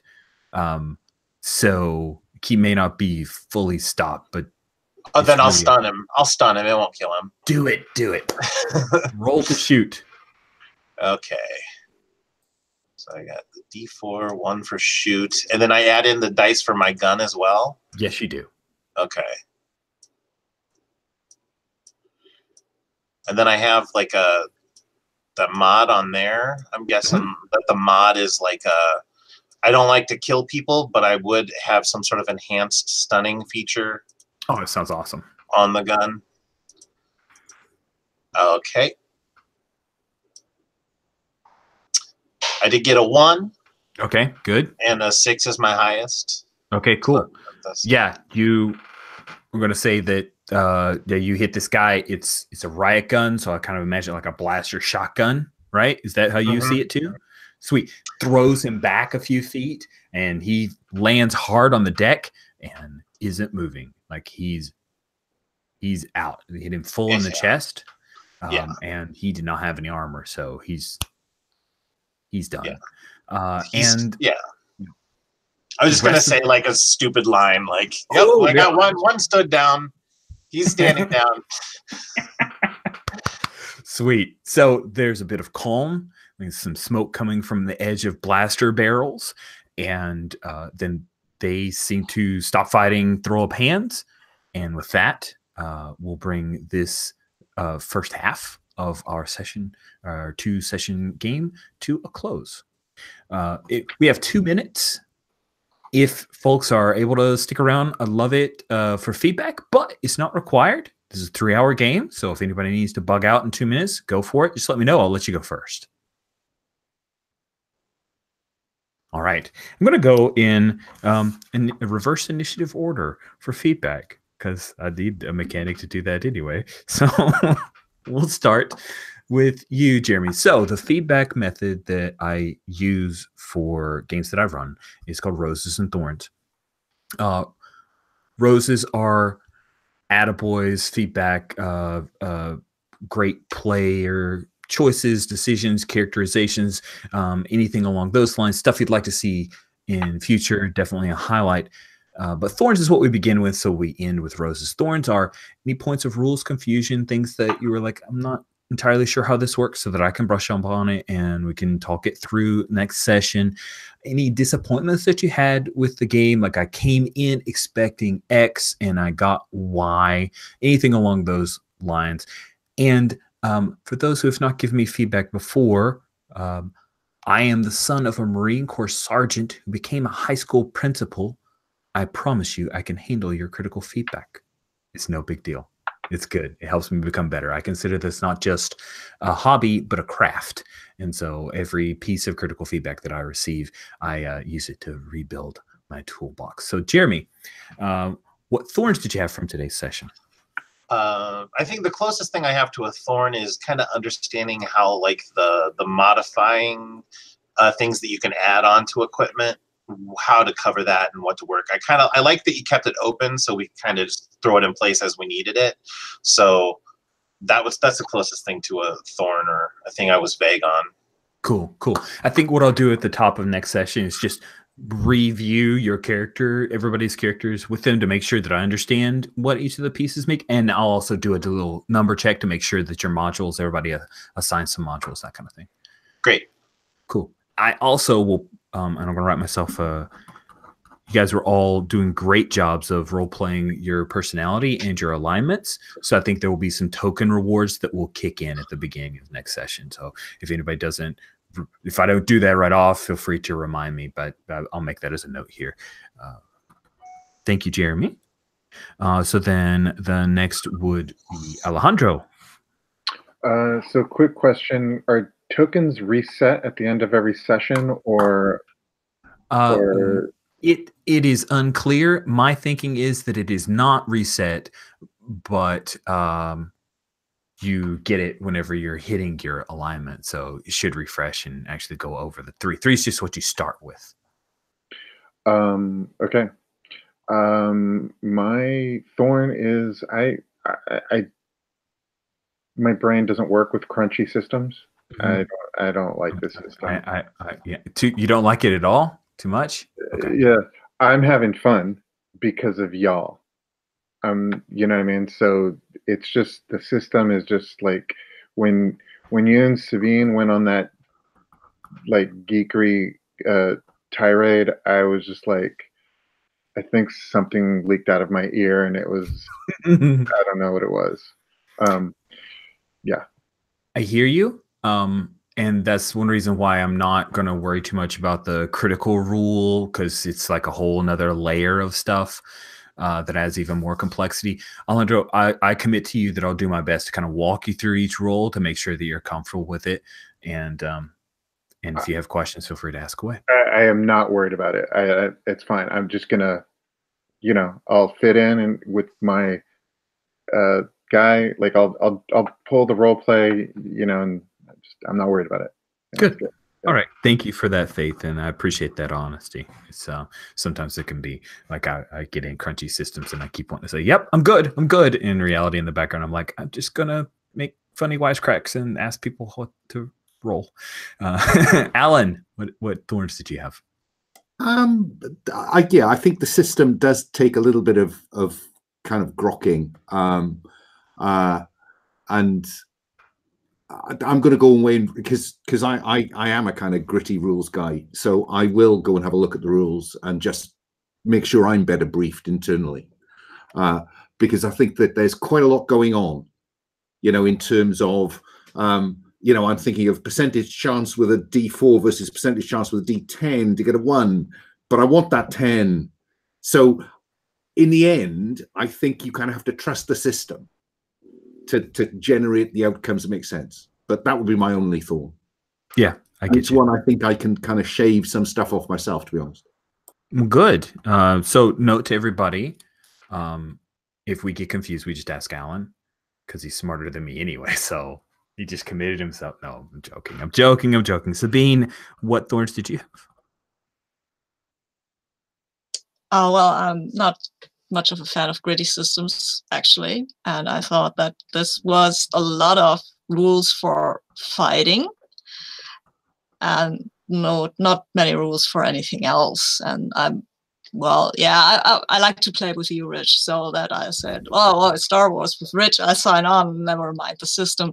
But the whole, what Alejandro said about the geekery was, I'm good with numbers, but that's not what and was kind of nice to kick ass and take names, but it's not actually what I prefer in a role-playing game. So that would be my thorn. But yeah, the pitch of Void Vultures is what really sunk me into the game. Thank you very much, Alejandro. But like if I had time to kind of just like peel back, I think I would strip off just a few layers of Void Vultures as a mechanical system to streamline it a lot. But yeah, it's neat, but it's also a bit more than I need. And you notice how much I did like lead up and character building and world building and stuff. Like I want to make sure that we get a good, meaty flavor of that before we start butting heads with a complex system. Thank you, Sabine. So we'll stick with you because I do this in snake order. What roses did you have? Well, first, roses to everybody for their characters. They're all very, very nice. I love the hate relationship between Rune and the droid. I loved your Toydarian. That was fun. You making that voice, that was great. And then everybody going into the military and Warsick with his sabak. I just like the dynamics of the group.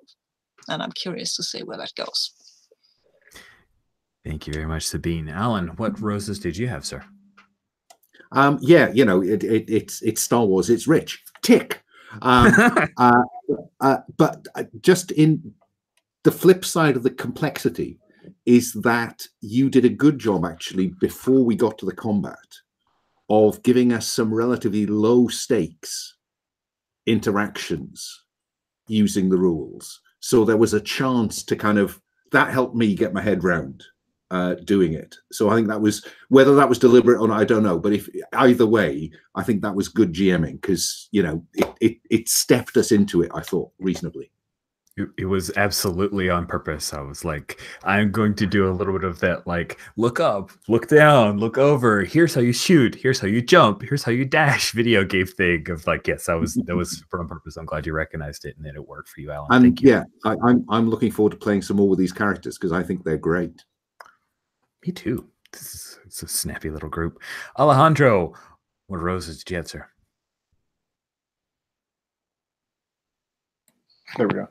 The group dynamic is really, really great. I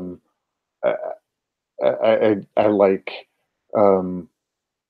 how we're all just like stepping into our characters and moving forward and stepping in, not into our characters but into the situation and the scenario. And I mean, I can't praise y'all enough.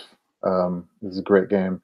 And of course, Rich, always, like I said, it's all about Star Wars with Rich. So thank you very much, Alejandro. I appreciate it. Jeremy. Again, I think we're stepping into like these tropes of this like kind of heist hijinks type Star Wars scenario. Like we have enough, everyone's picking like things that point you against a character, but it's not in a way that's like disruptive to us actually getting stuff done. And that we're doing stuff that we get along with each other with despite of these things. So I feel like we already feel like kind of like just like a little Star Wars family going in here. So yeah, I'm looking forward to continuing these relationships. Yeah, real quick, appreciate you guys staying over. I really like these characters. This is a neat little. You guys have a very lived-in relationship that's super fun. I was so happy when Alan, you were like Old Republic. I'm like, oh, this is good. This is good because I could like really draw upon that. And then you snap to it so hard, and I love that kind of flip of Gron kind of living in his old methodology, and then everybody else being he just cut comms, let's do a thing. So all of those reactions and interactions are the kind of things that just make it super interesting for me. And I had a great time running this game. I cannot wait until we see what else happens with the Lost Expedition and you guys trying to resolve this. So see you in a week, and we'll bring our quick little Void Vultures to a close. Thank you all so much.